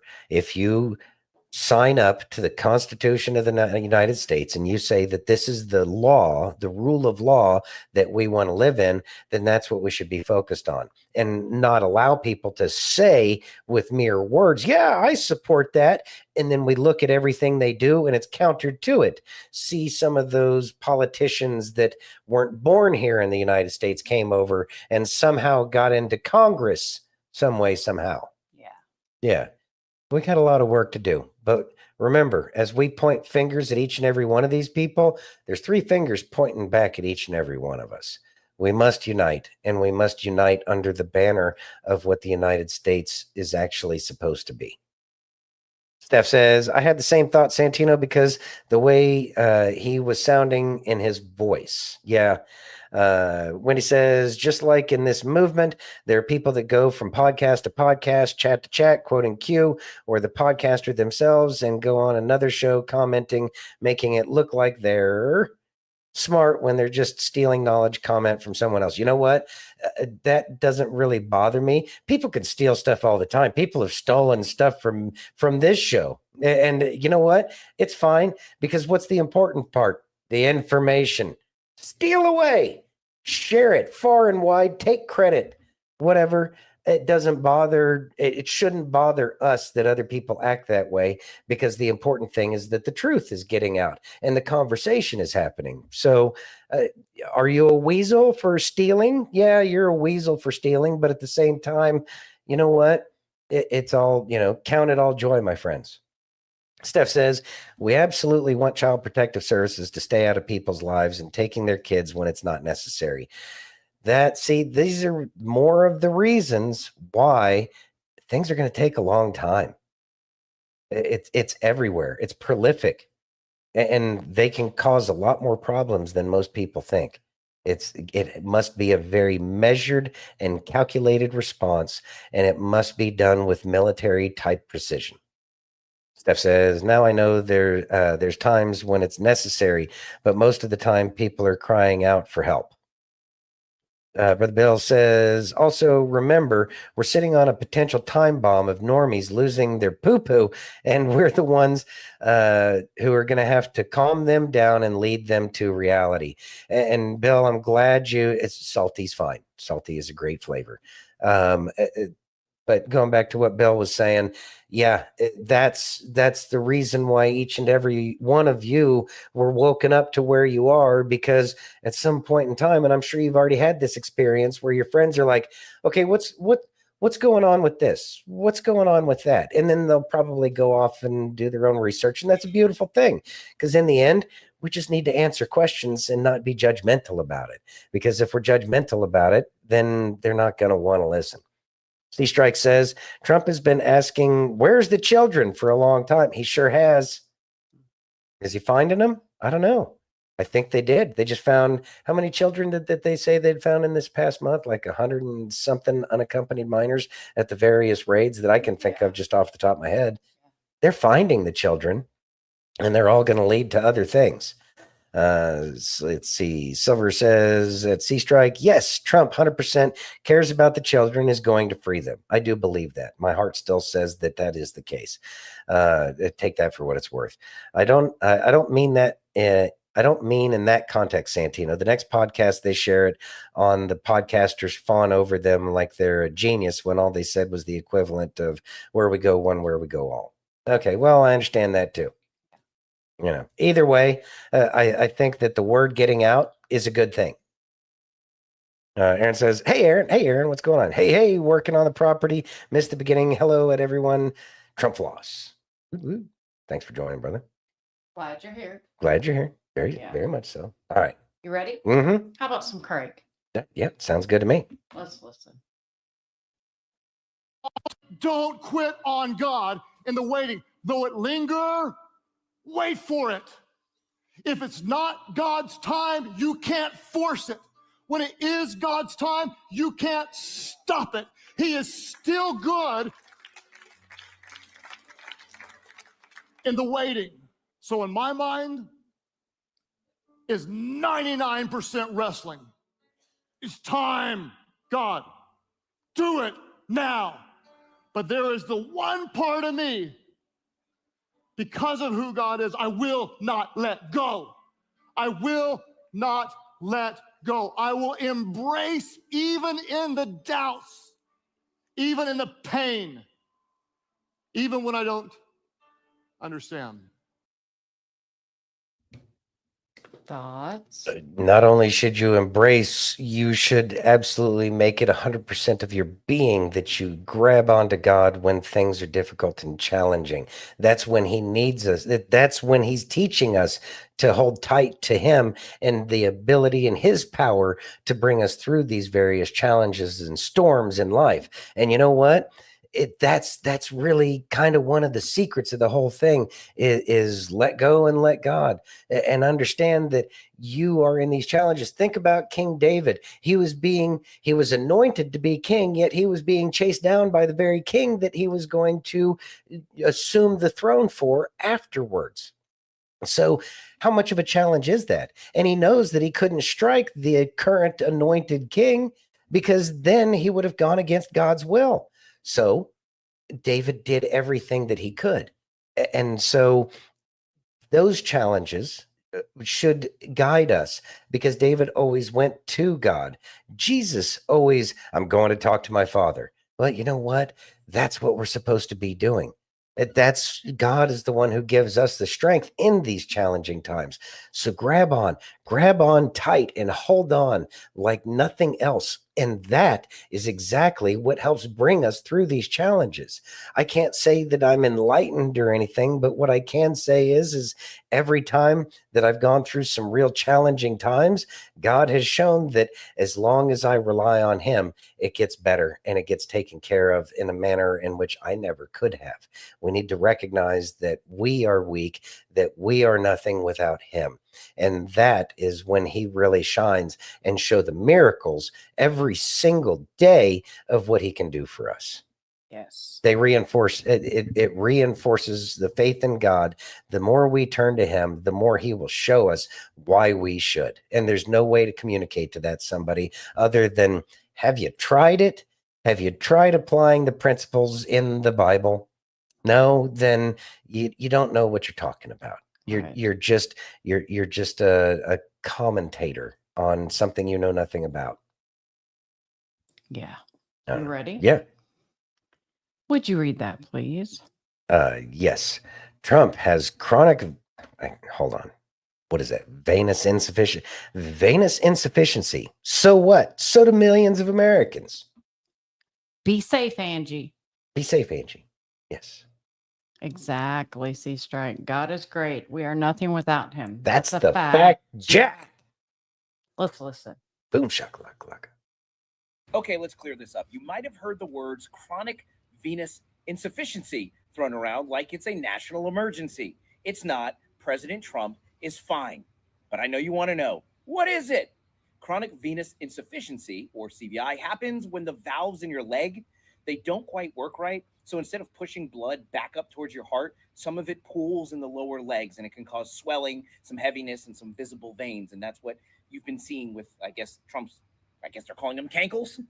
It's common, especially in people who've been on their feet for decades, like Trump. He's been to rallies, construction sites, campaign events. He's always on his feet. He's moving, unlike Biden.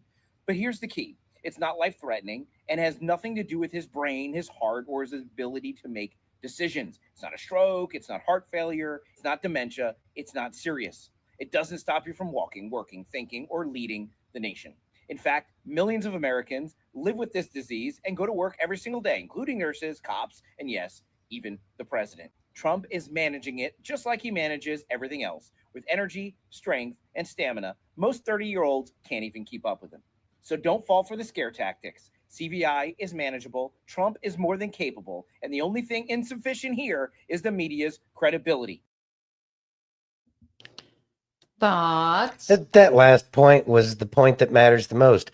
Where the hell were you, press, during the previous administration? Mm-hmm. I have that. I have to wear compression socks. Yeah. She's got to wear compression socks. The man is 79 years old. Did we expect him to have the body of a Greek god? No. He's a president.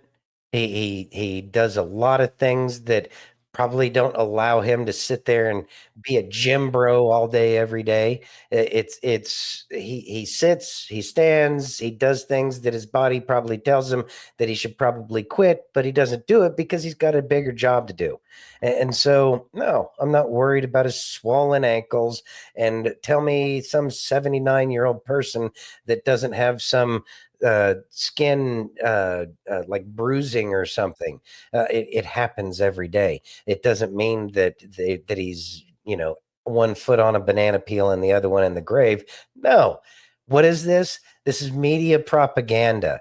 It's the exact opposite of what we watched for the past 4 years. So do I care? No. Also, the legacy media, all they care about is mammon. And so whichever nation state actor that may be paying them to promote articles that say that Trump is incapable, they're hookers, and they're going to take the money, whether it's true or not. See Harry Sisson. He wasn't he the one that said that I don't really believe most of it. I just get paid to say it. Hookers. Yeah. They're hookers. We don't trust hookers for a reason. Mm-hmm. So, yeah, whatever. Anyways, hey, Sheriff Hector, thanks for joining us. He never had the body of a Greek god. No, he never did. Bless his heart, the only reason he had women was because of his money. Wow, that's pretty harsh.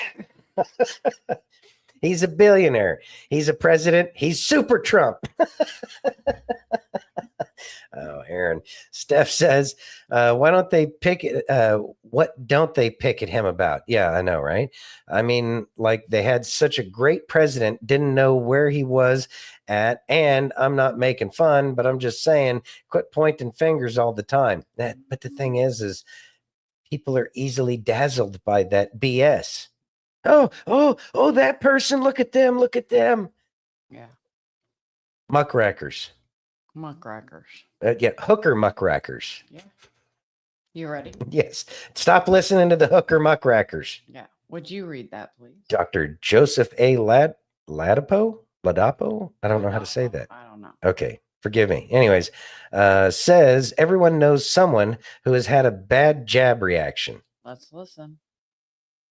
Very fortunately, very few people, very few children, and very few adults are putting these mRNA COVID-19 vaccines in their bodies. We still have older people doing it, but fewer people who are older are doing it also. And they shouldn't be doing it because they are not fit for human use. When was the last time that you had a vaccine that literally almost every single person knows someone who's had a bad reaction for them? Okay. I've been a physician with my MD since 2011. And, you know, I've taken care of many patients, Boston, Los Angeles, and in Florida, I also see patients in the county health department from time to time. I have seen, until this pandemic, I mean, I could not tell you someone I knew individually who I was confident was actually injured from a vaccine. Now, there are very few people that I run into who either themselves have not had a bad reaction from these mRNA COVID-19 vaccines, or who don't know someone who's had a bad reaction from these vaccines. They are terrible vaccines. I believe he is the attorney, Of Florida. surgeon of Florida. Surgeon General of Florida. Yeah, okay. All right. So truth is coming out, which wasn't allowed to come out. We're starting to hear more and more about it. I know hooker muckracker. Well, I mean, they're the muckrakers who do it for pay. So I can't think. Maybe I have to check my thesaurus to see if there's something better than hooker muckrakers. Anyway, he is. Thank you, Wendy. He is the Surgeon General for Florida. Okay, so the truth is coming out. I know that have family members that have had some health issues that they were not having beforehand. And it's concerning, but at the same time, they seem to have minimized lately. Praise be to God that they stopped getting those stupid things. And it's also the reason why people are having less and less faith in the hooker doctors that only care about how much money they can make off each jab. And there were some great news articles shooting down the lies that some of the medical industry have been putting out, saying, yeah, they make $100 or more off of each one that they convince people that they should get. Yeah, they make lots of money. When's the last time you've seen a starving doctor? Now, with that being said, do those fat doctors, the fat cat doctors, are they really caring about you, or are they really caring about keeping up with the Joneses? They have done it to themselves. They were the ones that didn't read the warnings and indication of the thing that they were making tons and tons of money off of. So the reckoning is going to come, and it's not going to be anything that they're going to, like come out smelling like a bed of roses for their profession, because it's something that was put on how many millions of Americans? And there were some doctors that went out of their way and they gave saline shots instead. Again, I think that the doctors that did that, they need a statue made of them in the towns that they live in, because they put their career on the line. And so those are the people that we need to focus our energy on and say, you people who put your career on the line because you were willing to not make money, you're the ones that we need to say, will you help rebuild the medical industry? But they need to, I think we need to make it so that doctors can't make commissions on the things they do. You get paid to be a general practitioner. This is what a general practitioner with this many years of experience, that you make this kind of money. And if the people of that town that are paying for your salary say you've done something amazing and they want to do something nice for you, I'm okay with that. But the doctors, relying on the doctors to make sure that they're the ones not just being little profit monkeys, they've shown that they don't have that self-control. So since y'all have shown that you don't have the self-control, somebody's going to have to do it for you, and which means that we just need to redo the way everything's done. I do know that doctors that are, there are doctors who are going to be significantly better than your average doctor. There's always going to be a bell curve, and that bell curve needs to be taken care of. But the way we're doing it now ain't working at all, and we need to figure it out, because how many people are sick now because overwhelming majority of them cared about that almighty dollar, that mean green, baby. Anyway, C Strike says, had a doctor tell me I'd be a bad doctor if I didn't tell you to get the poke. Yeah, and who told him that? I'm sorry that that person wasn't using. Walked out of the clinic. Walked out of the clinic. Oh, there you go. Yeah. Let's see. Wendy says, well, the pain doctor I worked for told his receptionist when he was late and she called him out, said that let them wait. They need me. I don't need them. Oh, man.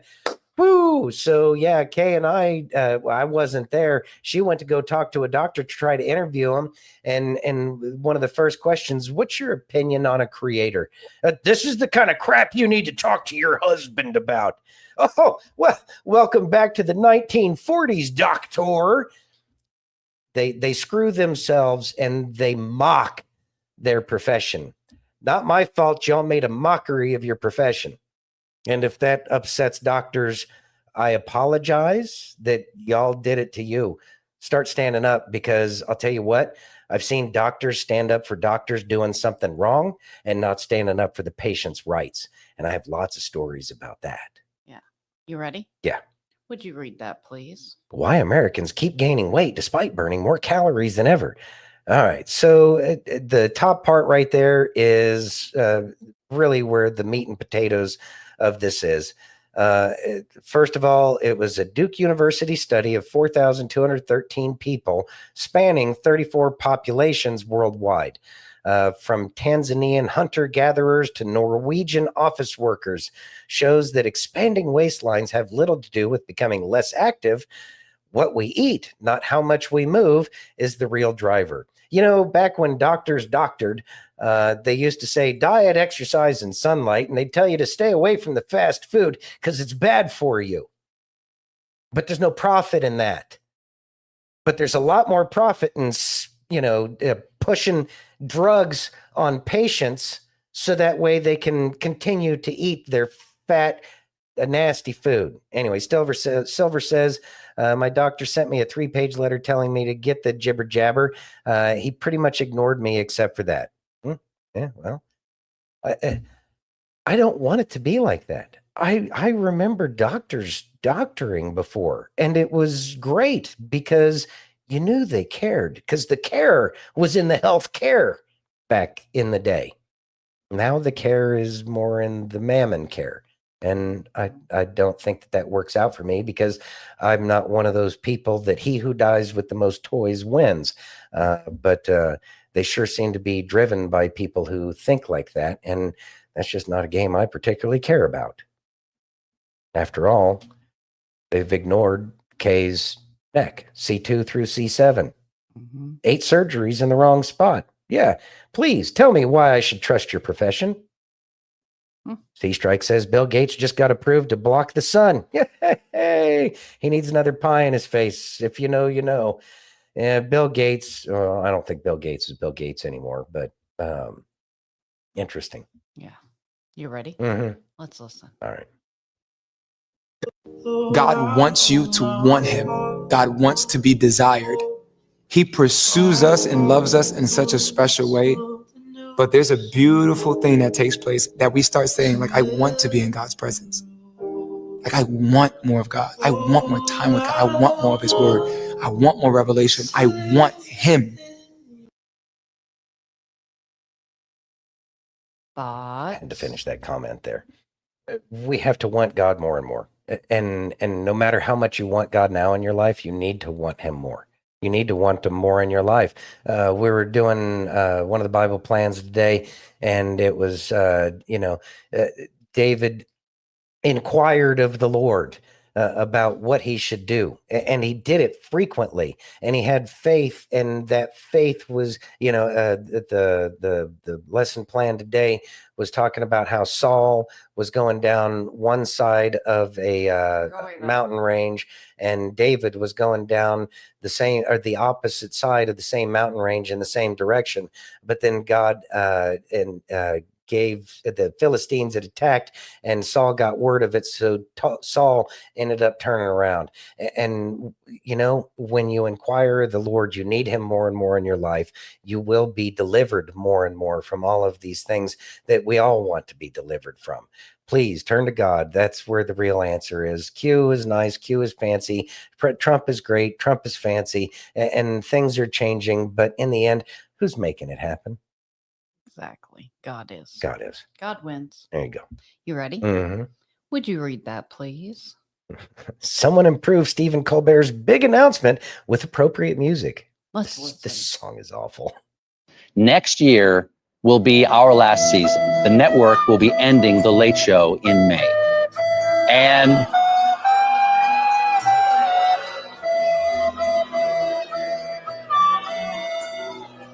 yeah, I share your feelings. It's not just the end of our show, but it's the end of The Late Show on CBS. I'm not being replaced. This is all just going away. Thoughts? Wow. Smack dab in the middle of the moment when the elections are starting to get hot and heavy, huh? Wow, that's curious. I wonder what could have caused that, because I know that he's a beloved member of what the left has to say. He's one of their propagandists, better than pretty much anybody else out there. I don't know how they're going to be able to pull off the crap that they've been pulling off without him. So, but I'm sure that whichever green pastures he's going to now, I'm sure he'll be very happy there. Yeah. You ready? Mm-hmm. Would you read that, please? Schiff and Warren demand to know if CBS is ending Stephen Colbert's Late Show for political reasons. Let's listen. Oh, Lord. Yeah, I know. It was started for political reasons. It could be profit reasons, would be my guess.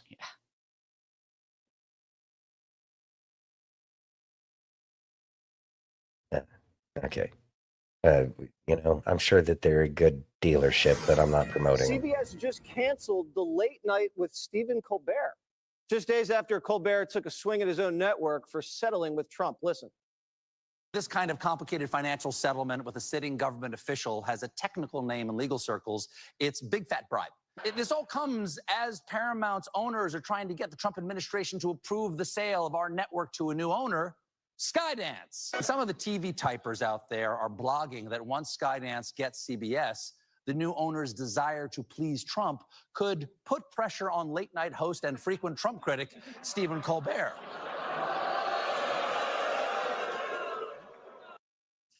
The network claims it was a purely financial decision, and Colbert's last show will be next spring. So, Clay, is Gutfeld now officially Trump the king of late night? God, this is probably a really tough story for you to have to do to give Gutfeld praise. I know of all the things that you could be doing on the show, this is probably not the peak of your choice. Pains me. I bet that CNN or MSNBC hires this guy and tries to put him up against Gutfeld head-to-head, and guess what's going to happen? Gutfeld's going to crush him even worse because he's not funny. Look, the goal of late-night television for my entire life, when we were growing up, he took over David Letterman's show. David Letterman made fun of everybody equally. He was a tool. Everybody liked Letterman. Everybody liked the Leno, Johnny Carson. Nobody All liked of these Letterman. shows combined to unite everybody, Democrats, Republicans, Independents. He went woke, and he destroyed the entire late night industry because he got ratings. Everybody else chased him. And now none of them have audiences because it's not comedy anymore. And here's a question for everybody out there watching, because I genuinely mean this. Is there any business or any show that has gone woke and actually it has made sense from a business imperative? NBA crashed ratings. Bud Light crashed market share. You just run through the entire litany of brands that decided to go fundamentally anti-Trump. Colbert's the latest. They all fail and alienate their base of people who just wanted to laugh. And maybe, I don't know, maybe he can ride off into the sunset with his buddy Barack Obama. Well, I don't think he's going to Maybe the land, heart wants Clay, what the at a heart place wants, like Jesse. CNN or MSNBC because they can't afford him. He's making 15 mil, 20 mil, and he's got a crew $15 million. And he's got the writers. He's They're paying got the 20 writers. people writing bad jokes. I know. I mean, this is one of the best boondoggles of all time. all he had to do. No, the empty was warehouse just for make 18 a million a few month jokes is one at of the best Democrats' boondoggles. expense, and he could have done this show until he was 80, and he couldn't do it because Trump broke his brain. I know. And now the legacy media is breaking brick by brick. As if It's y'all all aren't. falling apart. Clay Travis, good to see you. That's exactly right. Huh. Thoughts? All right. So Colbert needs to find a job. I mean, he brought up some really good points, and that is who actually listened to the guy is just a bunch of people who agreed with themselves, and the viewership got smaller and smaller every day. I have no idea why they thought that was going to work, but that's why we think that Epstein Island was what made it so that people could be successful. That's the only thing that really makes sense is that you do vile things and people have blackmail material on you, and you keep the secret for the rest of the people that are in your little blackmail circle. Yay, Anthony Weiner, case in point, life insurance. Why don't you just tell us, look here first? Anyway, so people don't find them funny anymore. Some people do, but it's not enough to keep the lights on, and advertisers, are finally pulling their money. Who knows what's causing that, but at least the networks are waking up. And he's going to be yanked at a time when the left most desperately needs that kind of propagandist out there pushing the narrative to keep the lefter. Yeah. You ready? Yeah. Let's listen. Sometimes, please listen, it's God's plan not to always take away the fire, but instead to walk with you through it. One of my favorite verses is in Isaiah chapter 43, verse 2. Notice this. Okay, notice this about the passage. It states, when you 3 times in this passage, not what if. Notice that. When you go through trials, it will happen. When you go through deep waters, I will be with you. When you go through rivers of difficulty, guess what? You will not drown. When you walk through the fire of oppression, you will not be burned up. Why? Or the flames will not be able to consume you. Why? Because Jesus will be with you. There's something special to learn through the trial. When Jesus is holding your hand, telling you, no, I'm not going to take this out of your life yet. You're going to learn something through it, but I will get you to the other side. And this is why Jesus is king. Thoughts? I mean, we all know that Jesus is king. And so what do you do for the king? You do everything he says. Turn to him. He has the answers. Turn to him. He's going to lead us the right way. He's the best king, and we must follow him. God is so good. Amen. You ready? Yes. Would you read that, please? What? Hold on. Blow the screen up. All right. How the Hart-Celler Immigration Act fundamentally damaged America. Let's listen. All right. This is part didn't 1. invade with pew-pews. They rewrote the law. In 1965, one piece of legislation flipped America's future, and most people have never heard of it. The Hart-Celler Immigration Act, signed in by LBJ. This ended the national origins quota Of course, system, LBJ. the one that had favored immigration from European, Western, and culturally similar nations. At the time, politicians like Ted Kennedy promised that this wouldn't change the American demographic, but they either lied or they knew exactly what was going to happen. Before 1965, over 80% of immigration came from European or Western countries. Since the Hart-Celler Act, that number has dropped to below 15%. Instead, immigration exploded from countries with radically different cultural values. And the long-term effect? Permanent shift in the voting base, social policies, and national identity. And just so we're clear, this wasn't about diversity, this was about power. It was about invasion. It was about an invasion. It was about in allowing people in that they knew would destroy the very fabric of the United States. That's what it was about. I'm not a fan of Mr. Johnson, not at all. So not focusing on that part. these are the things that we're finding out about. It gives us the opportunity to get something done about it once all of the dust settles from all of this. These are the things that we're going to have to change. We're going to have some very serious conversations over the next 5 years, more than likely, about the direction of this nation. But we have to get to the point where everybody's awake and says, enough is enough. We need to protect our homes. And fortunately, President Trump, at this point in time, is still making people leave this nation. And I don't know, I know we're running short on time here. But the thing is people are leaving. And the federal prison system is running out of space to deal with all of these people. They have to detain them somewhere, and they're actually sending them all the way out to Hawaii. Why are they sending them to Hawaii? Because there's space out there. And of course, the left is going to complain, they're not getting due process. Oh, they don't get a lawyer. They're not Americans. They didn't want to be American. They just wanted to steal our shit. Big difference. Yep. So this is what people are getting mad about. Again, the fire extinguisher company out in the Carolinas. The day after they raided it, hundreds and hundreds of people applied for like 50 jobs. That's what happens every time they raid one of these businesses that are hiring slaves. I mean, illegal aliens. I mean, immigrants. Let's play the weasel word game, huh?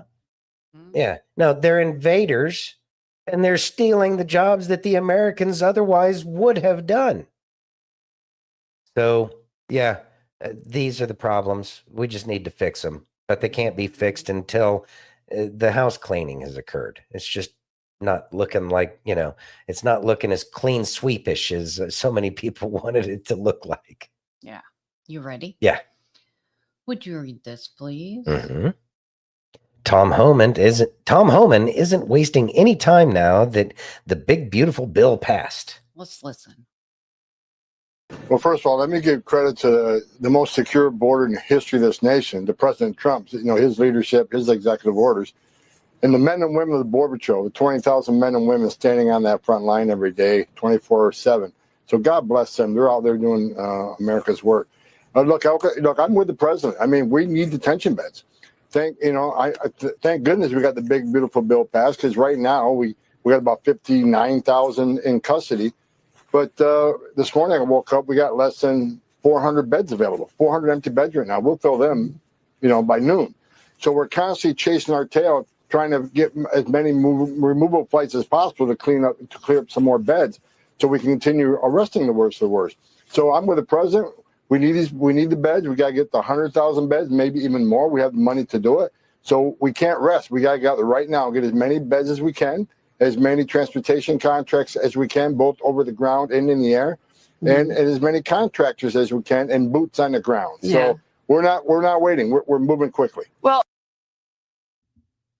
thoughts? I don't think that we'd have too many problems with the number of beds if the left wasn't so obstructionist and actually allowed us to send these people back from whence they came. Maybe it wouldn't be such a problem if these people who didn't care about our country when they snuck in, that we shouldn't really care too much. I mean, take care of them. Don't beat the shit out of them. Don't hurt them. As long as they're not resisting. Hey, you want to come with us? Yeah. Okay, good. We're going to send you back home. It's easy. It just go the hell away. By the way, if you come in again, do it through the front door, but you're now PNG, or persona non grata, meaning you're not allowed back. And we should. Why anybody would have a problem with that is beyond me. But then again, I guess they believe that because they watch Colbert. Who knows how they're going to be able to get their propaganda to tell them how to think in the future after that guy's gone. Guess they'll just have to go back to some of the old faithfuls like CNN and MSNBC and whatnot. Ready? Mm-hmm. Would you read that, please? Josh Hawley says, no amnesty, no mass immigration. Let Americans work. Let's listen. Amen. That's all we're saying.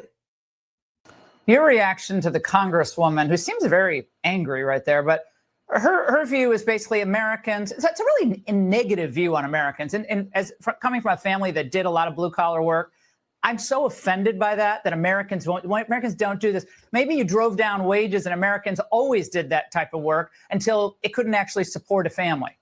Congresswoman. Amnesty. Your reaction. Amnesty is always a bad idea. Amnesty is always a bad idea, number one. Number two, you're exactly right. It is a myth that Americans don't want to work. Give me a break. I mean, when these corporations won't pay Americans a decent wage, that's the problem. We see Americans out there willing to work. Under Donald Trump, wages are going up. But Laura, I'm with you 100%. The Republican Party's got to shake off its losing ways. And one of the things that's made them losers before Donald Trump is they kept saying that we needed to have more immigration that would displace American workers. No, we don't. We need to give American workers a fair deal. We need to give them a fair shake, let them get back to work. Trump ran on that in 16, in 20, and 24. That's why he was victorious. Republicans need to listen. No more of this establishment, comprehensive immigration, bring in a flood of immigrants. No, exactly. He's fixed it. Thoughts? I mean, it sounds like he was saying pretty much what a lot of us feel like. No amnesty, no free rides. You come back and do it again. That's why you got that letter. You better go, so that way you have the ability to come back as a migrant worker when we allow that to happen again. But we got to get Americans jobs. Americans want the jobs. They want to do the work. They want to feel like they're doing something. Meanwhile, the left keeps pushing this, computers are going to do everything for us and nobody's going to have a job. That sounds like hell. Sitting around doing nothing, letting what was it on the Jetsons, Rosie the robot, sit there and do everything for you. No. Then what are you going to do? You're not going to feel any fulfillment whatsoever. We got to do something, even if it's a creative endeavor, but we have to do something. And to say that we all want to sit on our ass is an absolutely miserable experience. It sounds like to me. Sadly, I've had to live like that, and it's not fun. It's not fun, and we get denied. But you know what? Working underneath an illegal alien that's making more than you is pretty fucking disheartening. Ready? Yeah. Let's listen. What if this whole time God was setting you up? Like all that stuff that you thought was trauma and scar tissue and just left you damaged was actually useful and purposeful. What if he was doing it the whole time? What if he didn't like what was happening to you, but what if he allowed it to happen so that he could prune you to the place where you are right now? So you're like Moses now, who was so traumatized by Egypt, being banished, sent to Midian, and then God calls him to go back. And he's like, why would you choose me? But God knew that he couldn't use any other person because no one else got it the way Moses got it. And so Moses was able to go to Pharaoh, free the people, and then all of a sudden he finds himself in another position where he's stuck, pinned between mountains, a sea, and Pharaoh coming to kill him. After he freed the people, everything looked good now. Now it's happening again. Maybe you found yourself there. And what did God say? He said, Moses, raise your staff and see a sea part. Because when you're most stuck is when you can't get the glory, you can't get the credit, where it has to be the Lord. I'm going through this free course with Hillsdale College on the book of Exodus, and my mind's being blown that this is a theme. God will send you into the wilderness. He sent them in there to give them manna and quail day by day so that they would trust his provision. Click the link in my bio and take this course with me, because I want your mind to be blown too, and I want you to worship in the moments of uncertainty. I want you to get into the desert and realize that God does his best work in the wilderness, and you don't despise the waiting. You don't despise the pain. In fact, you glory in it. Thoughts? All right. So the story of Exodus is an amazing story, and it can be applied to your own personal journey of wandering through the desert season that we go through. You can see it as another way of looking at the dark night of the soul. You're wandering through the desert. It's devoid of all of the joy and life that's not in the desert, even though the desert is full of whatever. Anyways, I'm not getting into that. It's the metaphor of struggling through difficult times and the heat and the misery and lack of food and whatever kind of resources. And he brings us through this so that, again, we can burn off those impurities. He's doing it for our good. Like he said, he's pruning. It's that very pruning that is going to make it so that way you can provide good fruit that he wants you to provide.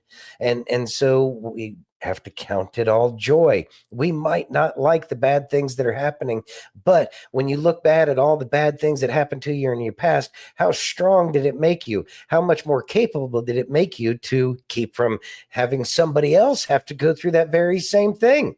That's important. It's not about our comfort, because this is a broken world, and we recognize that the broken world is going to be broken, but God has better plans for this broken world. Then we should rejoice and rejoice forevermore that he is making this earth the way he wants it to be. It's not going to be snap, flash, done in an instant. That's what everybody's always expected, but I don't think that's going to be how it works. All of us have to do the hard work of making God's kingdom want to be here. And how do we do that? By providing love and appreciating the challenges that we go through, so that way we can grow for ourselves in order to make other people's growth process just a little bit easier than it would have been had you not been put into their life. You ready? Mm-hmm. Let's listen. All right.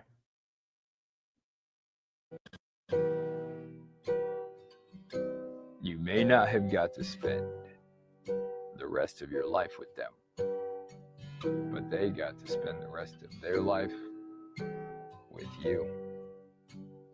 And there is so much beauty in that. Hold your hand till it goes cold.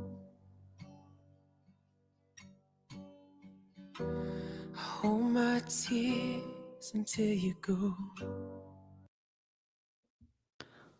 Thoughts? Perspective. It's all about perspective. I guess y'all don't get a picture tonight. That's fine. No. It's Friday. She's not playing. I got 15 years with my dad, and he spent the rest of his life with me. And for a long time, I was upset, but I got 15 years. And in those 15 years, I learned a lifetime of lessons. Mm-hmm. So, perspective, people. It's all about perspective. Seasoning? It's always about perspective. It's about trying to get our perspective to truly connect with what is important, and that love. And we may not have the love that we would like to have throughout the entirety of our life. But what does that tell us? It tells us to enjoy what we do have.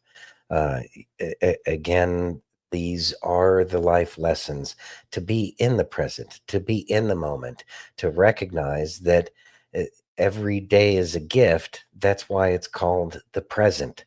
Enjoy that present. Enjoy the present of the people who love you and the people you love, and enjoy what you do have, the gifts that you do have, because tomorrow isn't promised for anybody. So we must truly relish in the gifts that we do have. And even though some people might not be here for us today in the physical, I know that the spirit of who they are lives on inside of you. I know that the people that I've lost in my life live on in my heart, and I may not be able to do the things for the people who are left behind the way I would like to. And I know that you, and the only reason why I say that is because I know that you probably feel the same way. But know that every time you think about them, every time you feel about them in your heart, they are alive and they are speaking to you. It's just a matter of understanding that that love will always be alive, and especially alive within you. So appreciate the fact that they are still alive, even though you might not be able to see them. Amen. All right. So I think that brings this week to a close. It does. It's been an interesting week, and we do appreciate all of y'all coming back to see us again. That is truly heartwarming, and we are truly grateful that y'all love us enough to show back up. Anyways, thank you so much. We love you all. Have a great weekend, and we'll see y'all again on Monday. Same dat time, same dat channel, 7 p.m. Eastern, 4 p.m. Pacific, Monday through Friday, and on Facebook, YouTube, Twitch, Rumble, and well, we're going to try to get locals back up again, and most assuredly, pill.net.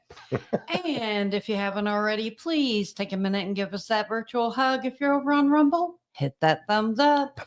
If you're over on pill.net, take that red pill. And if you're on Facebook, go over there and smash a button. Clickety click. Clickety click, everybody. All right, everybody. We love you all. Have a great weekend. God bless, or be safe, and God bless each and every one of you. I did it backwards. That's weird. That's okay. All right. We love you. We love you.